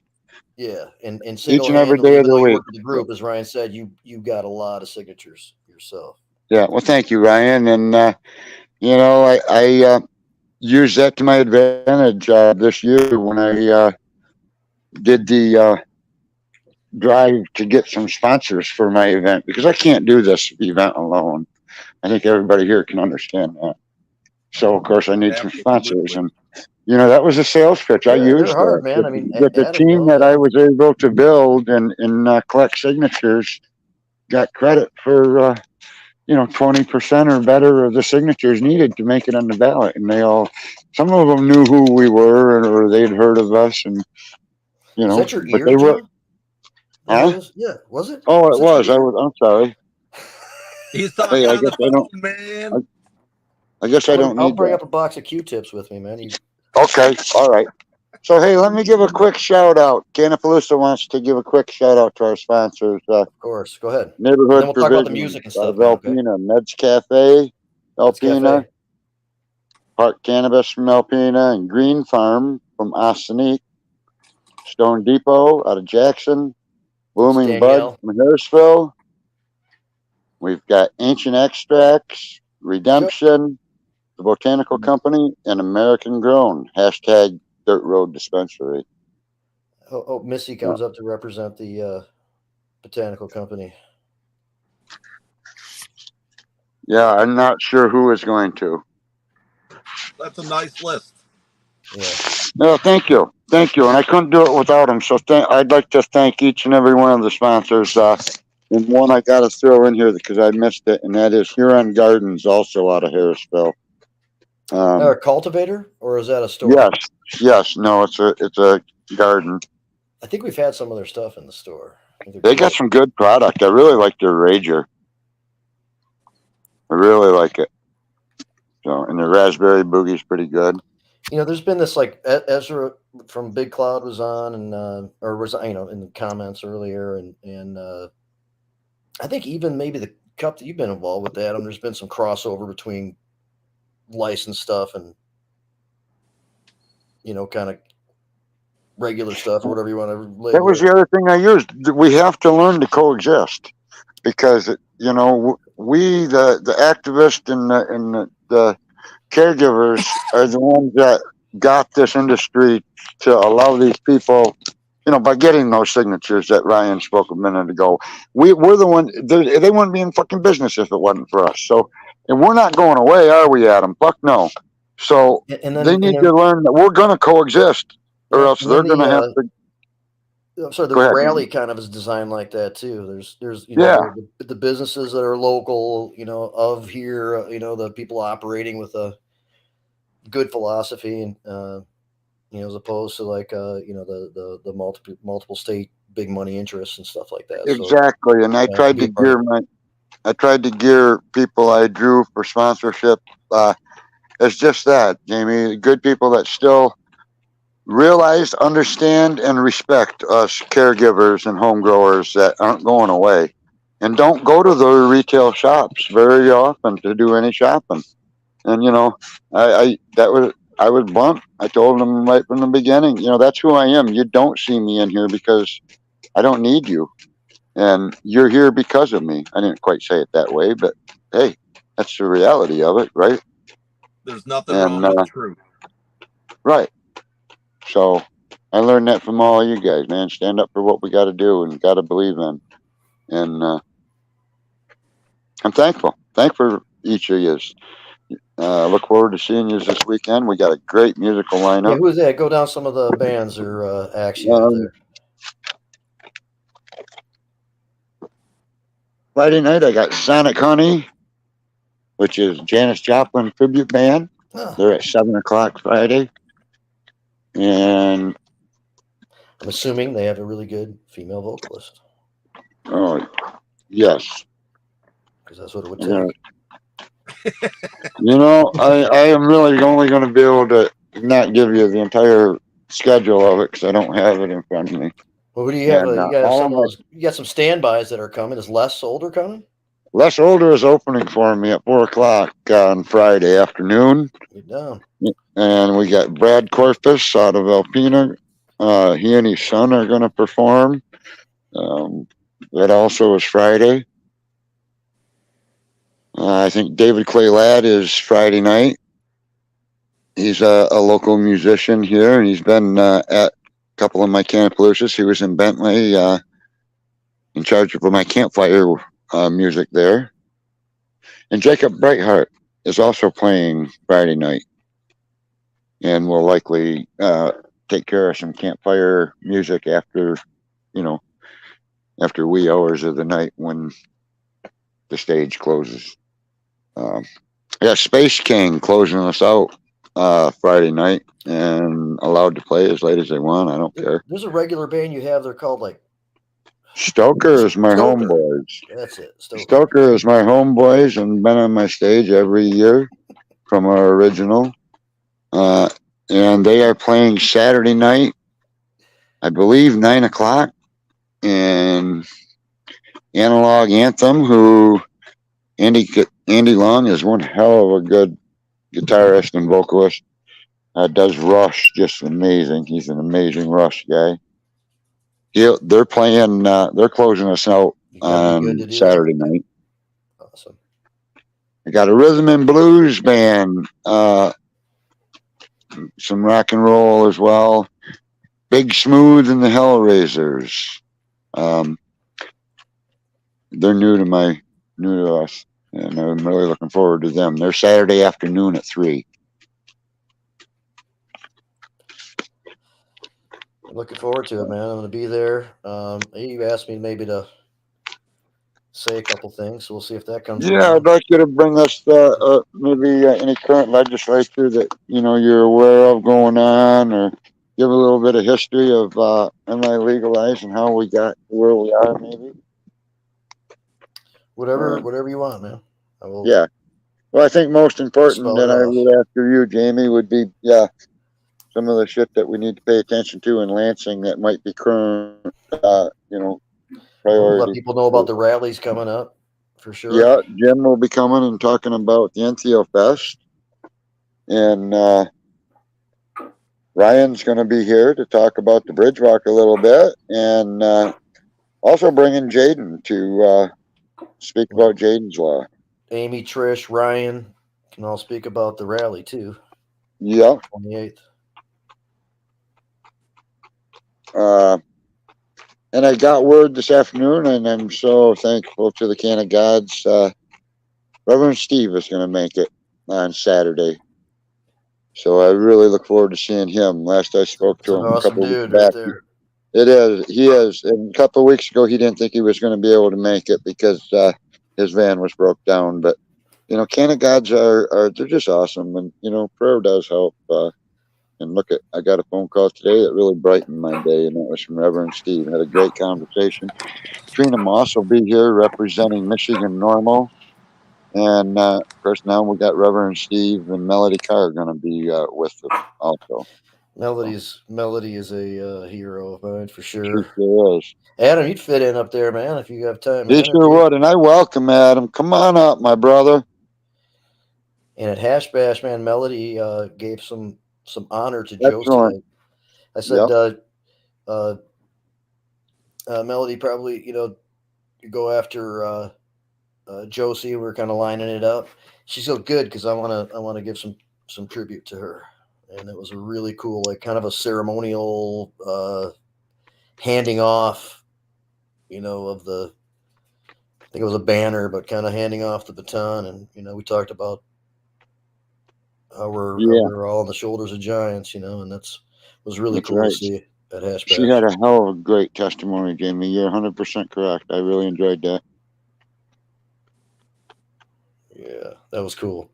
It was so cool. It was so nice. Melody Carr is like the reason we have legal marijuana at all. She started trying to legalize like with the PRA amendment in 2000, probably before that, but the PRA amendment is famously recognized as probably the most organized, most recognizable organized campaign for legal. A lot of signatures just from volunteers. That was like, it was all volunteer effort. Yeah. So it didn't get enough, but it was a really it was awesome effort. It definitely demonstrated. Ever gotten before.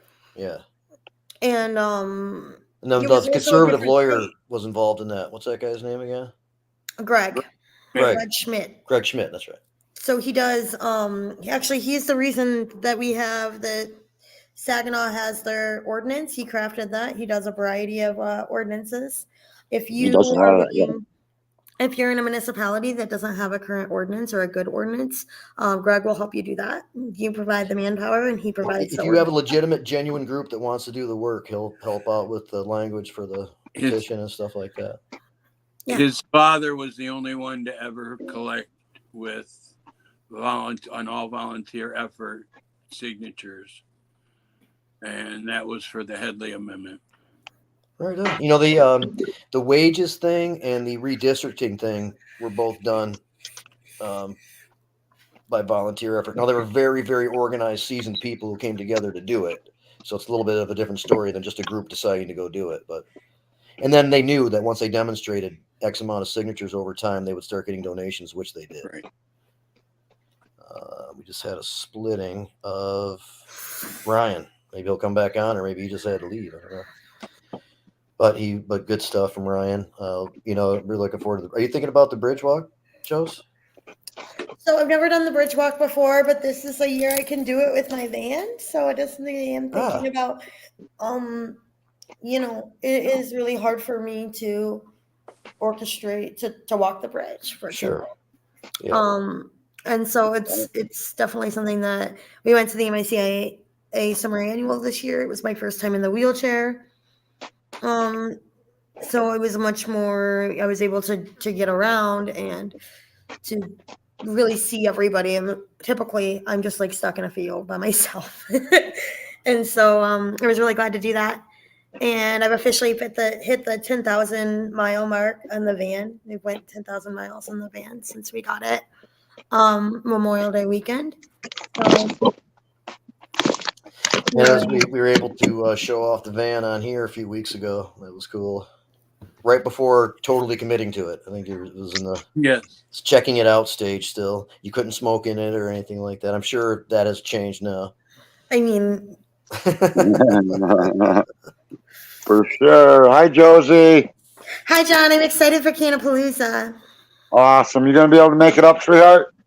On Saturday, I have a Valor Day. We're going to be at Greenstem on Friday, raising money for the Great Lakes Expungement Network. $1 of every gram sold goes back to the Great Lakes Expungement Network, and then Greenstem matches that dollar. So we really talked earlier about Greenstem's great contributions to the. And then we'll be up in Cannapalooza. You know, Redemption is one of the sponsors. That is correct. And I'm so thankful for Redemption and Ryan Basar. And so, you know, I'm always excited to get up to Northern Michigan. And the first Cannapalooza was the first time that I've ever gotten out to like Harrison or Oscoda or Tawas or any of that. Yeah. I'm very much a West Side, Best Side kind of lady. Oscoda and Tawas and Harrisville. Yeah, but you were close. I knew who. I know that Adam spent a lot of time in Tawas or East Tawas. Oh yeah, if I remember correctly. I went family my whole life in Oscoda, so right on. John's thing, and then afterwards, I was like, oh my gosh, you know, I'm missing out on so much, and just the coast was, you know, the East Side, beautiful, beautiful, grateful. We have a nice state. Oh, look at Chad's logo too. That's a fuck cancer button from Sons and Daughters United. Awesome. All right. It's 10 years old this year, you guys. Wow, good job, man. And that's in that organization. Glenn does great work. Obviously, Redemption does tremendous work. Sons and Daughters, man, really has helped people out. Really has helped families and just. It's been raining here all day, so I look at my hair. It's like freaking out, but that's okay. I'm really glad to be on here. I wanted to talk a little bit about our golf outing we have coming up. Please. So August 25th, we're doing a golf outing in Bridgeport, which is right next to Frankenmuth. I do have some golf spots available, golf tickets. You could do team, single, or doubles. They come with dinner. There's the golf cart, of course, all 18 holes. It is a full golf course. I don't golf. I don't know if you guys, if I wear that on my face or not. But here's some trigger words for you guys. It's a scramble, which means you only have to have one good person on your team. I'll say that I kind of was brought up in a little world where a lot of golf was going on and shit like that. And I got into it for a little bit. Then I realized that I didn't like the pressure. I didn't like getting upset when I had a bad shot and stupid shit like that. So I just quit. This last time, though, there's a fundraiser earlier this summer that Rick Anstis and yourself put on. Joe, and I jumped in on it, and I had fun because there wasn't that pressure. There wasn't like anybody giving a shit, or whatever. So we just smoked pot and if you're not fun. good at golf, there is the opportunity to win the highest team award, which is the team that has the highest score. So you know what? I thought that there was a category for being the highest, so I made sure my team always had a joint burning the entire time, and that was Josh's partner Nancy and well, you guys didn't Kevin complete Peeves. it. That's why you didn't win the highest team. You guys took that literally in a different way. We did, yeah. My misinterpretation, which happens often. I take things literally and as I'd like to see it. I need a couple more sponsors for the holes, so I'd like to have all 18 hole sponsors. So I'm looking for some people to sponsor that are interested. It is much like our treasure maps, where you stop at each booth and there's free stuff or interactive games, and that's good. I'm excited. Check it out. Let's pan over to the Meds Cafe logo. Focus on whoever your favorite is. I'm working my way. Hey, man, Redemption. Hit Redemption up. They deserve it. I'm not saying they all deserve it because they're all helping out, but mainly Meds. Yes, for sure. These are all great sponsors, and I'm very proud of them. Thank you, Jamie. I don't know how to turn the camera around, so I know it's not very clear.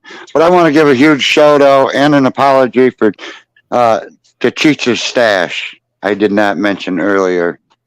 They're supporting our golf outing this year, so I'm excited to have them out. And Stone Depot just won second place in the High Times Cup for a little bit of Cousin Strawberry. Man, come on up to Canapaloosa and have some Cousin Strawberry, thanks to our great sponsor, Cheech's Stash. It says, I think it's called Premium Grass on their packaging and Cheech's Stash. It's super cool. Yep. And it's great. I got mine in the Get High Hello box. I love their packaging. Me too. It's awesome. Definitely looking forward to that one. So there still needs some sponsors. It's a fun scramble. It's in Bridgeport next to Frankenmuth on Friday the 25th. What kind of times? Do you start early because of a? So it starts at 10 in the morning. It takes a long time to golf. And another fun thing that we're bringing back this year that we did at our Puff and Putt in May is we're going to do the roast booth again. I heard that people really like it when you cheer for them as they're trying to golf. And so the rules are like Happy Gilmore. Let's make some noise. Yes. So either you can pay me to roast somebody else, or you can pay me to shut up. But we're doing either way. It's going to be fun. Last time we raised $500. Right on. That should work. Either way, that should work. $500 is almost 2 months of a maxed out commissary for a federal cannabis prisoner. And that's what we're doing. This is a Redemption Foundation golf outing.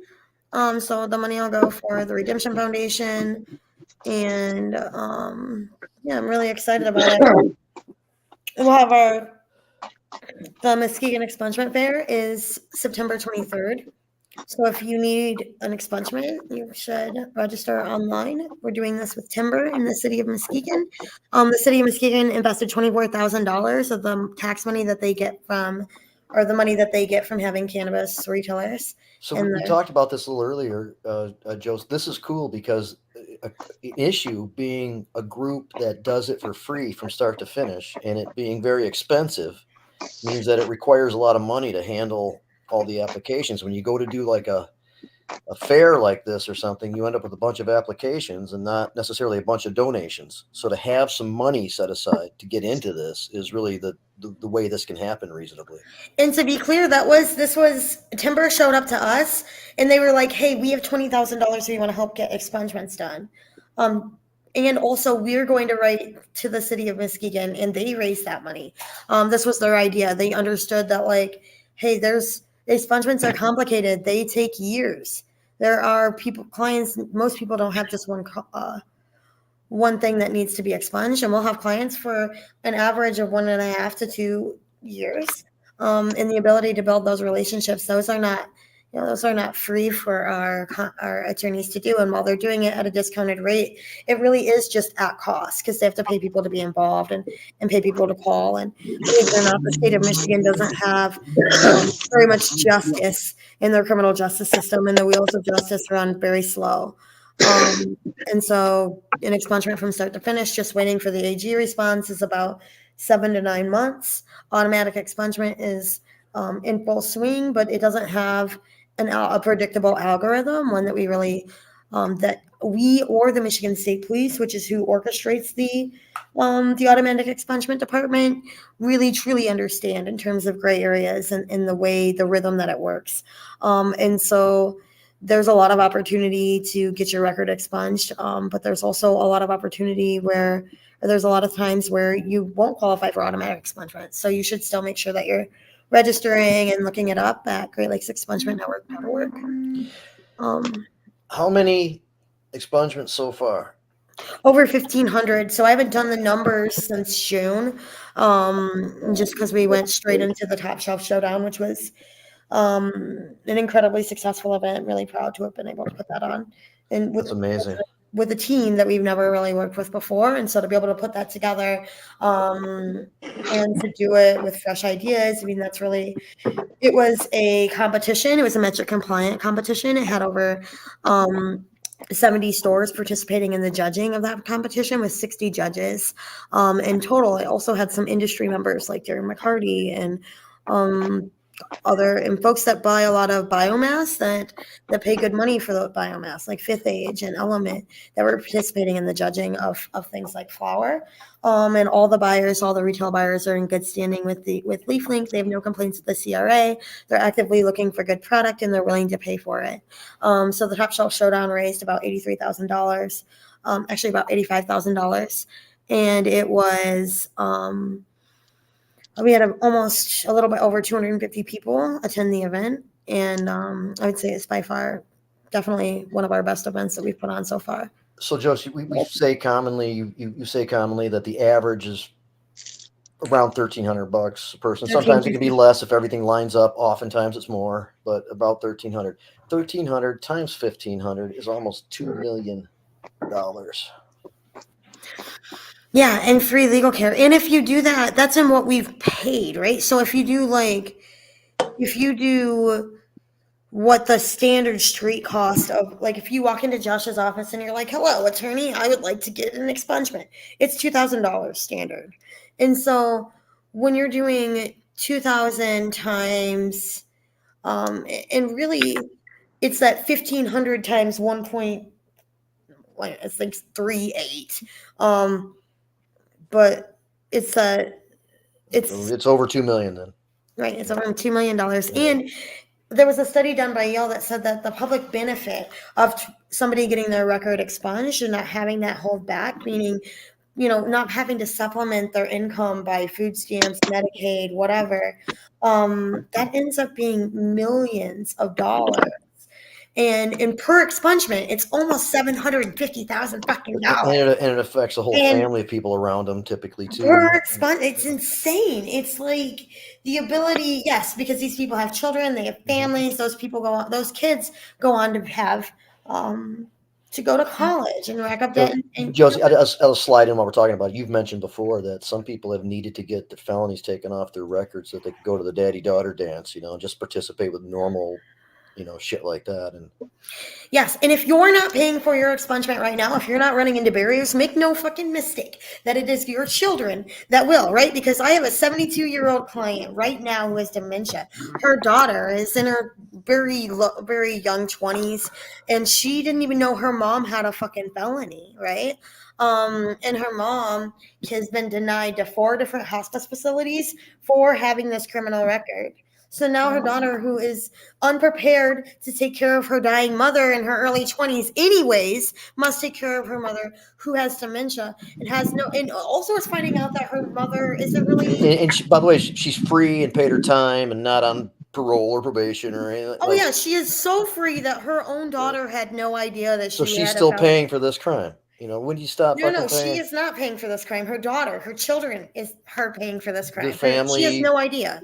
She You know, has- and that's Okay, really sure. the problem Okay. is it's the ripple effect. I And got when it. you're putting millions of people in prison without really understanding that you cannot put millions of people in prison for drug crimes without believing that the people that do drugs are actual people and that they have families and people that love them, right? So that's the true issue, is that people create policies that do not affect them and that actually create a whirlwind of trauma for people that did no wrong, for innocent people, for people like me, whose dad did 17 and a half years in federal in Terre Haute, Indiana for drug trafficking, and um, for people that don't look like me, for people that get victimized and policed and prosecuted for just being in a neighborhood and being a certain type of way, for doing things that are popular in American culture and popular among people my age, people of their age, people who are young folks. We And had a also, candidate, Alicia Dyer, on, who's running for sheriff in Washtenaw County last week, and talked about what you were just discussing: the horrible policing, the disproportionate targeting, abusing people's rights just to get the investigation or the arrest, that type of stuff. and the inability to create policy with people that are affected by that policy at the table, right? If we were creating policy that was truly driven to solve problems, we would have people that are drug specialists, right? Substance abuse specialists that are at the table. We would have people that, not the Michigan State Police, right? We would have doctors, and we would really have policy that met people where they were, and we wouldn't have people dying in the streets from and this is proven, right? Michigan is one of the leaders in drug policy, and I think that oftentimes, because we're in cannabis, that's what we highlight a lot. But really, what happens in Michigan in terms of drug policy, when we talk about like Ann Arbor and the first place to decriminalize cannabis locally, that really went on to create a blueprint for other places to do it. Our neighbors in Ohio, they got that from seeing us do it here in Michigan. Same thing with our expungement policy. It is one of the most liberal. While it's not perfect, it is accessible, which is something that most expungement policies are not. And while expungement, doing your crime, doing your time, most people assume that stuff just falls off eventually. And actually, a study said that over 60% of folks believe that crimes that are committed fall off after 10 years.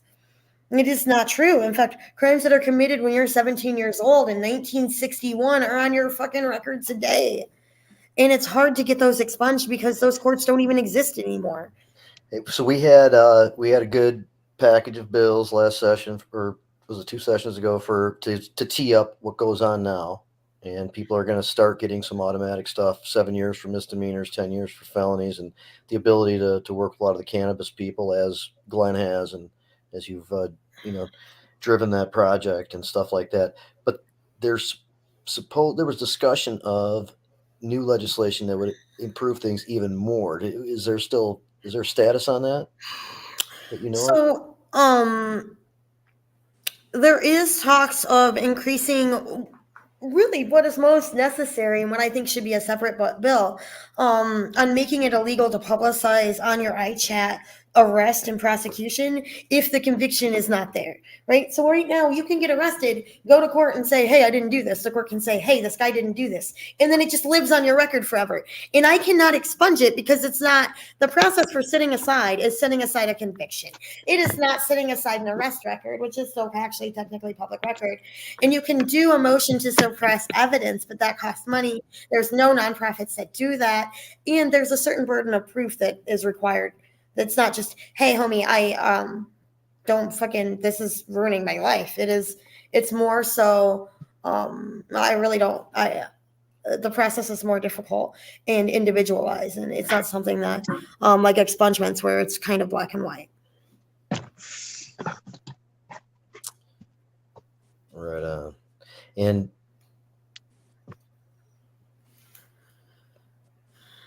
yeah, so we'll see how this legislature goes. I haven't heard about it lately, but I remember it being discussed a little while ago.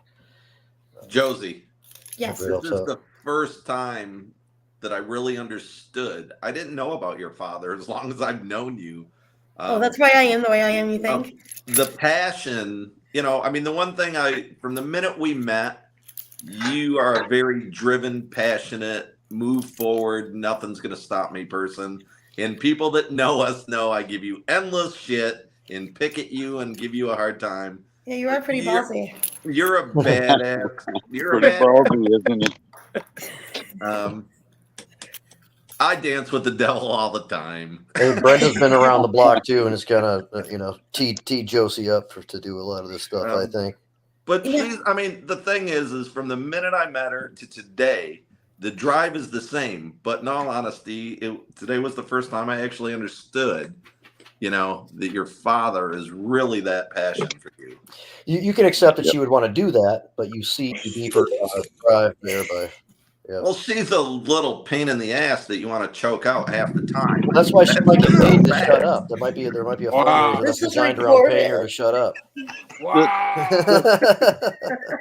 I wouldn't even say that. I usually keep my fantasies to myself. I know. Oh no, I'm all about What the fuck was it. that? Share, honey. I share. All right. No, I love her to death. She's a cool motherfucker. That's it. Straight choked out to death, bro. Some people like that shit, Man, I'm really glad to be here. I'm glad to do the work that I do. I'm grateful that Basor has given me not only an opportunity to, trusted me with this vision, but an opportunity to work in an industry that I love and doing something that I love, And right now, if you can't sell weed and you don't want to sell weed, there's no place for you in the industry. And I just don't think that that's true. And when I got involved and when we all got involved, it was easy to find compassion clubs and folks that really give a shit about the community portion of it. But right now, the culture portion just has been looking for a home. And I'm really excited to build that here at the Redemption Foundation. We launched our commissary support program for 420, which puts money on the books for federal cannabis prisoners. That is so cool. And I cannot believe how little people understand about commissary and what goes on in federal prisons. But remember that people make an average of 10 to 14 cents an hour in federal prisons, and at max $1.25. And that's like top tier. I have a degree. I'm working on the computers kind of stuff. And shampoo, conditioner, allergy medication, shoes, hygiene products, tampons, all that shit you have to buy. Get some better foods, I think. There's no, hey, there's some standard shampoo in the bathroom. That's not how prison works. And it's inflated. And so it charges people when families put money on the books for the federal cannabis prisoners, it charges them a percentage that goes out. And then also they're inflating these costs. And so, they'll have to work to 8 or more hours to afford to buy a toothbrush or, and they have to do this pretty continuously. And so for folks who are in there for long stints and remember, most folks that get into for most of our federal cannabis prisoners that got in there were probably following state law, just like Ryan was, right? They were probably within the guidelines and just of poor and unjust policy. Ryan Basor. So I wanted you to kind of also, I know you're on a roll here, but segue into Ryan's participation in sponsoring the MiCIA event and some of the stuff that he said when he had the platform, because I wanted to just touch on that too.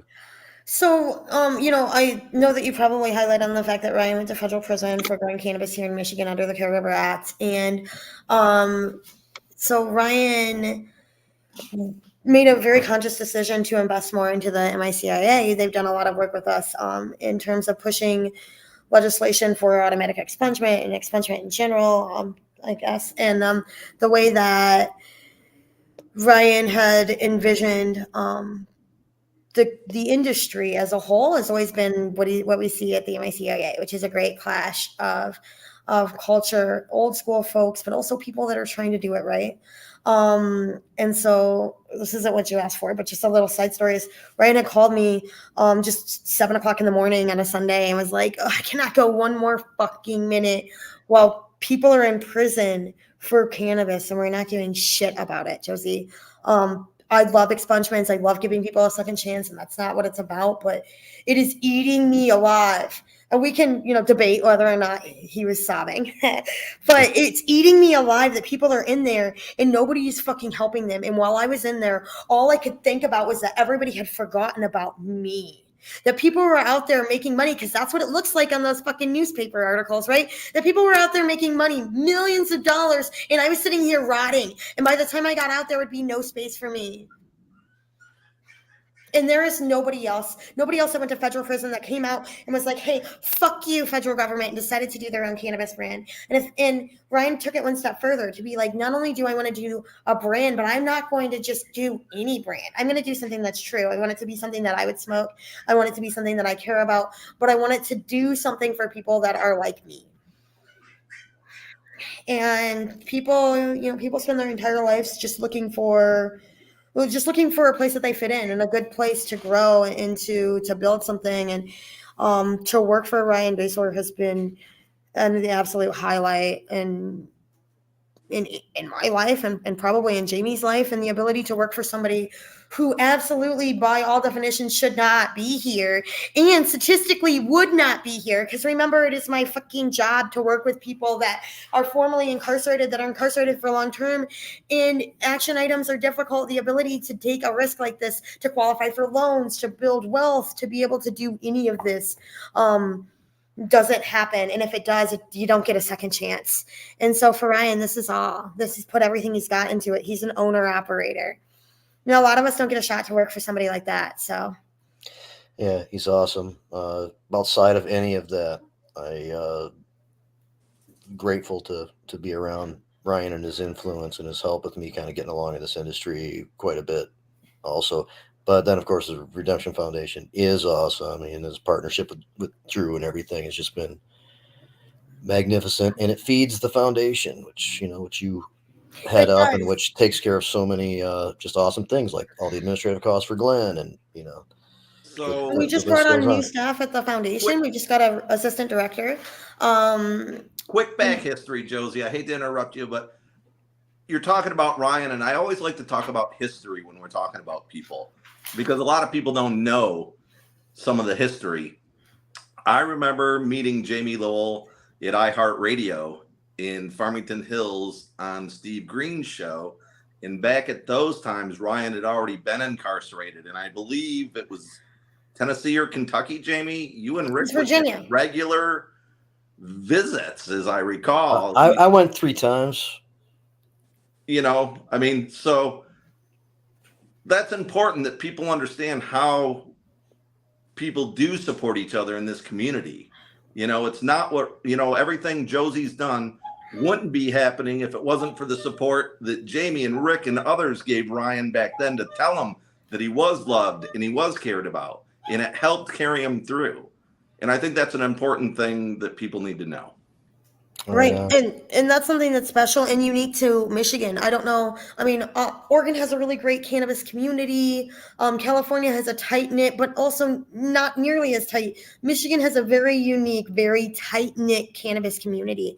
And at its core, it is a very strong group of OGs, most of which have been prosecuted and persecuted. And a lot of them didn't make it to this point. Right. And I think that the ability to see a lot of our friends succeed in the industry has been absolutely one of the greatest gifts, aside from not having to watch them in prison anymore. But make no mistake that lots of people are still in jail here in Michigan for weed, just general fucking weed cases. People didn't get let out of prison when cannabis or jail or whatever, when cannabis was legalized. Even though some of the people we put into positions of power said that they would look to do that. And so Rudy Gamo did just get out of jail. Remember, he was one of the most recent in terms of prosecuted. He owned maybe a string of dispensaries in or around Detroit. He's a family man. He's got this is. Again, it just only affect the person that went to prison, fine, whatever. But it does not, right? This is his children that are on the outside, his wife, all of the people that he had employed, all of his friends, his family. These are people that now get a different version of Rudy, a different version of, and he also gets a different version of himself. Ryan is currently dealing with a different version of himself. And even if you don't die in prison, parts of you do. Parts of Adam are still stuck in fucking jail, and there are parts that we will never get back. There are that we will never understand, and there are parts of us that I don't want them to be left behind. And the whole part of the Redemption Foundation is the opportunity to redeem the parts of us that are left after the trauma, right? And whether that be the trauma that's connected from being on the outside, the trauma that's being connected on the inside. I'm really fucking proud of the work that we do here, guys. It's good fucking work. And sorry, Ryan, if you're watching this. Well, you and Ryan both swear rule. on podcast. Hey, Jones, we're at end of times. You can we'll spin around some final words, but please. Please donate. Make Redemption Foundation at Great Lakes Expungement Network your birthday fundraiser on Facebook. You have the opportunity to do this, and we get a lot of funding from it. So please do that. If you're donating to the Redemption Foundation right now, we're putting all the money that we're getting from Facebook directly on the books for federal cannabis prisoners. Our goal is to max out the books so that we can start sending their families on all expense paid trips to go visit them. A lot of these people are like Ryan was saying, are incarcerated hundreds or thousands of miles away from their families, and the ability to see them, especially since COVID, has just straight up not happened. And so we would like to eventually bring commissary into doing that. If you or a friend needs an expungement, please go to the Great Lakes Expungement Network.org. That's Great Lakes Expungement Network.org. Sign up and apply. We're totally fee-free, full service. We've never lost a case. We have clients in all 83 counties, so there's not a place you can smoke weed, buy weed, or smuggle it in that we don't got a client, right? Please sponsor our golf outing. I need 2 more sponsorships. It would be super cool to secure somebody who watches Jazz Cabbage. If you want to golf, I do have some golf spaces left as well. You mentioned money, and Mark Passerini showed up. Yay! Perfect. All right. I love him. Mark Passerini is a new board member of the Redemption Foundation. I didn't go through that, but we have Jessica Jackson from Copper House. She's both those. Mark, obviously awesome. Jessica, on this particular mission, is such a perfect fit. I was really happy to hear about that. And of course, Rachel Powell, who has a similar story to mine about her father facing incarceration, prosecution. But that's, everyone knows Harry and Rachel from People's Choice and Detroit Fudge Company, formerly known as. But currently Triple Phoenix. So a new board, a really great structure, a lot of great programs coming from the Redemption Foundation. Thank you for letting me be late and talk the whole time. So I love you guys. Thanks for being patient and cool with me. Thanks a lot. Good to see you. Thanks, Joss. We'll see you very soon, and all these great things coming up. Love you. Come hold down the fort in Mackinac with us. Yeah. I am thinking about doing this bridge walk, though. I really am. I'm feeling it. Sure. We just lost Adam. I was going to give him his final word. He decided to duck out.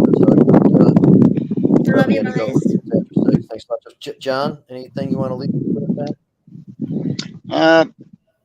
Well, I just again want to thank all my sponsors because it couldn't happen without them. And I do want to thank all the fabulous musicians that's going to be here on my stage, as well as great speakers that's coming to share the real experience of Cannapalooza. All right. Hey, thanks for slipping it in from every angle here. Pardon me? Thanks for slipping it in from every angle. Oh, hey, I apologize, but yet I do greatly appreciate you, Jamie, and for having me on today. He's huge a shout out flying to hippie. Cabbage and Rick Thompson as well. Keep him in our thoughts and prayers. Sure. I'm looking forward to Cannapalooza, man. Sounds like this. Thank you for legalizing marijuana, John. Thank you for doing all the petitioning and legalizing marijuana for us. Oh, Josie, you were such an inspiration to me in 2016 when in my heart, we had enough, but we all know what really happened there. They didn't. So, but yeah, we came back when we got it. And Josie, I love you, young lady, and I know, John. I feel so loved and supported by you, and all my I'm really proud. There's not a lot of people that have as much sweat equity and legalization as you do, John. What the fuck? And not even just sweat equity, like the amount of time, money, and effort that you spend in Yeah, I didn't get areas paid that for none none of of that, us were did I, going to Josie? do. No, I didn't. I had a few people like, bless his heart, you know, Jamie and a couple others that really helped me get through some really rough times back then. And but the biggest thing that got me through it all was my belief in this plant and humanity. You know, now us hippies here at Cannabis, we just want to teach everybody, let's be good humans and let's treat everything that God gave us through Mother Earth. You know, God being whoever you want it to be, but life is good, and I thank God and cannabis for that. And Life is come on good. up to Cannabis, August 18th, 19th, and 20th. Some are coming in Thursday night. Some of my vendors and campers. Yes. It is VIP RSVP camping only, and we're pretty full. But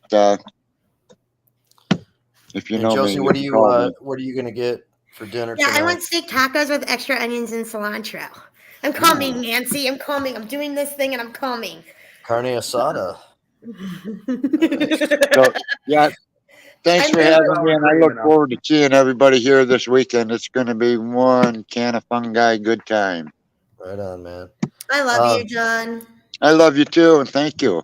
Hey, Ryan. It was good to see Adam on here earlier, and Adam's thank you, passed Ryan, out, he said, so I'm saying Jim. goodbye for him.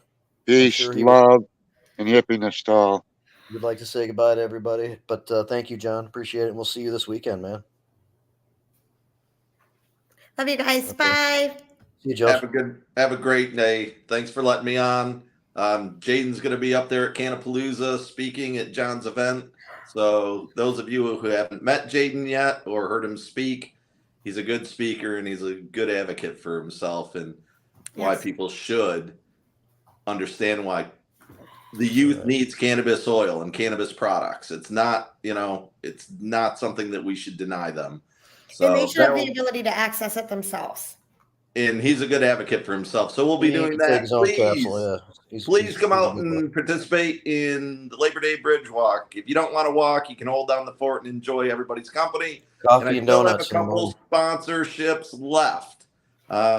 So, we'll get you on the shirt. They're great shirts. We're going to change the event to the Zara Abbas Memorial Bridge Walk, and we're going to change history on that weekend. So please come out, participate, and thank you, Jamie. Thank you, Josie, Adam Brook, the Flying Hippie, who has entertained me this whole show with all the different angles, and my good friend Rick Thompson. I'm always thinking of you, even if I don't call you on a regular basis. So thank you, gentlemen. And Trish says you can't wait to be there too. I want to reiterate, John said it, you said it. I'm sure everybody was thinking it. I really miss Rick. Keep the prayers and positive vibes going toward him. He's still on his plan. He's still working through that. So we'll see him through and get him back. So appreciate that. Everybody keeps that up. He knows it. He recognizes the support, and he gets back with whoever he can. I mean, he's got windows of opportunity to kind of deal with being on the phone and that kind of stuff, but he does appreciate everybody who checks in on him and sends him support. All right. We went a little over, but it was a good show. Thanks everybody. Thanks everybody who was on earlier, and Jazz Cabbage Cafe. We'll see you next week. See you guys.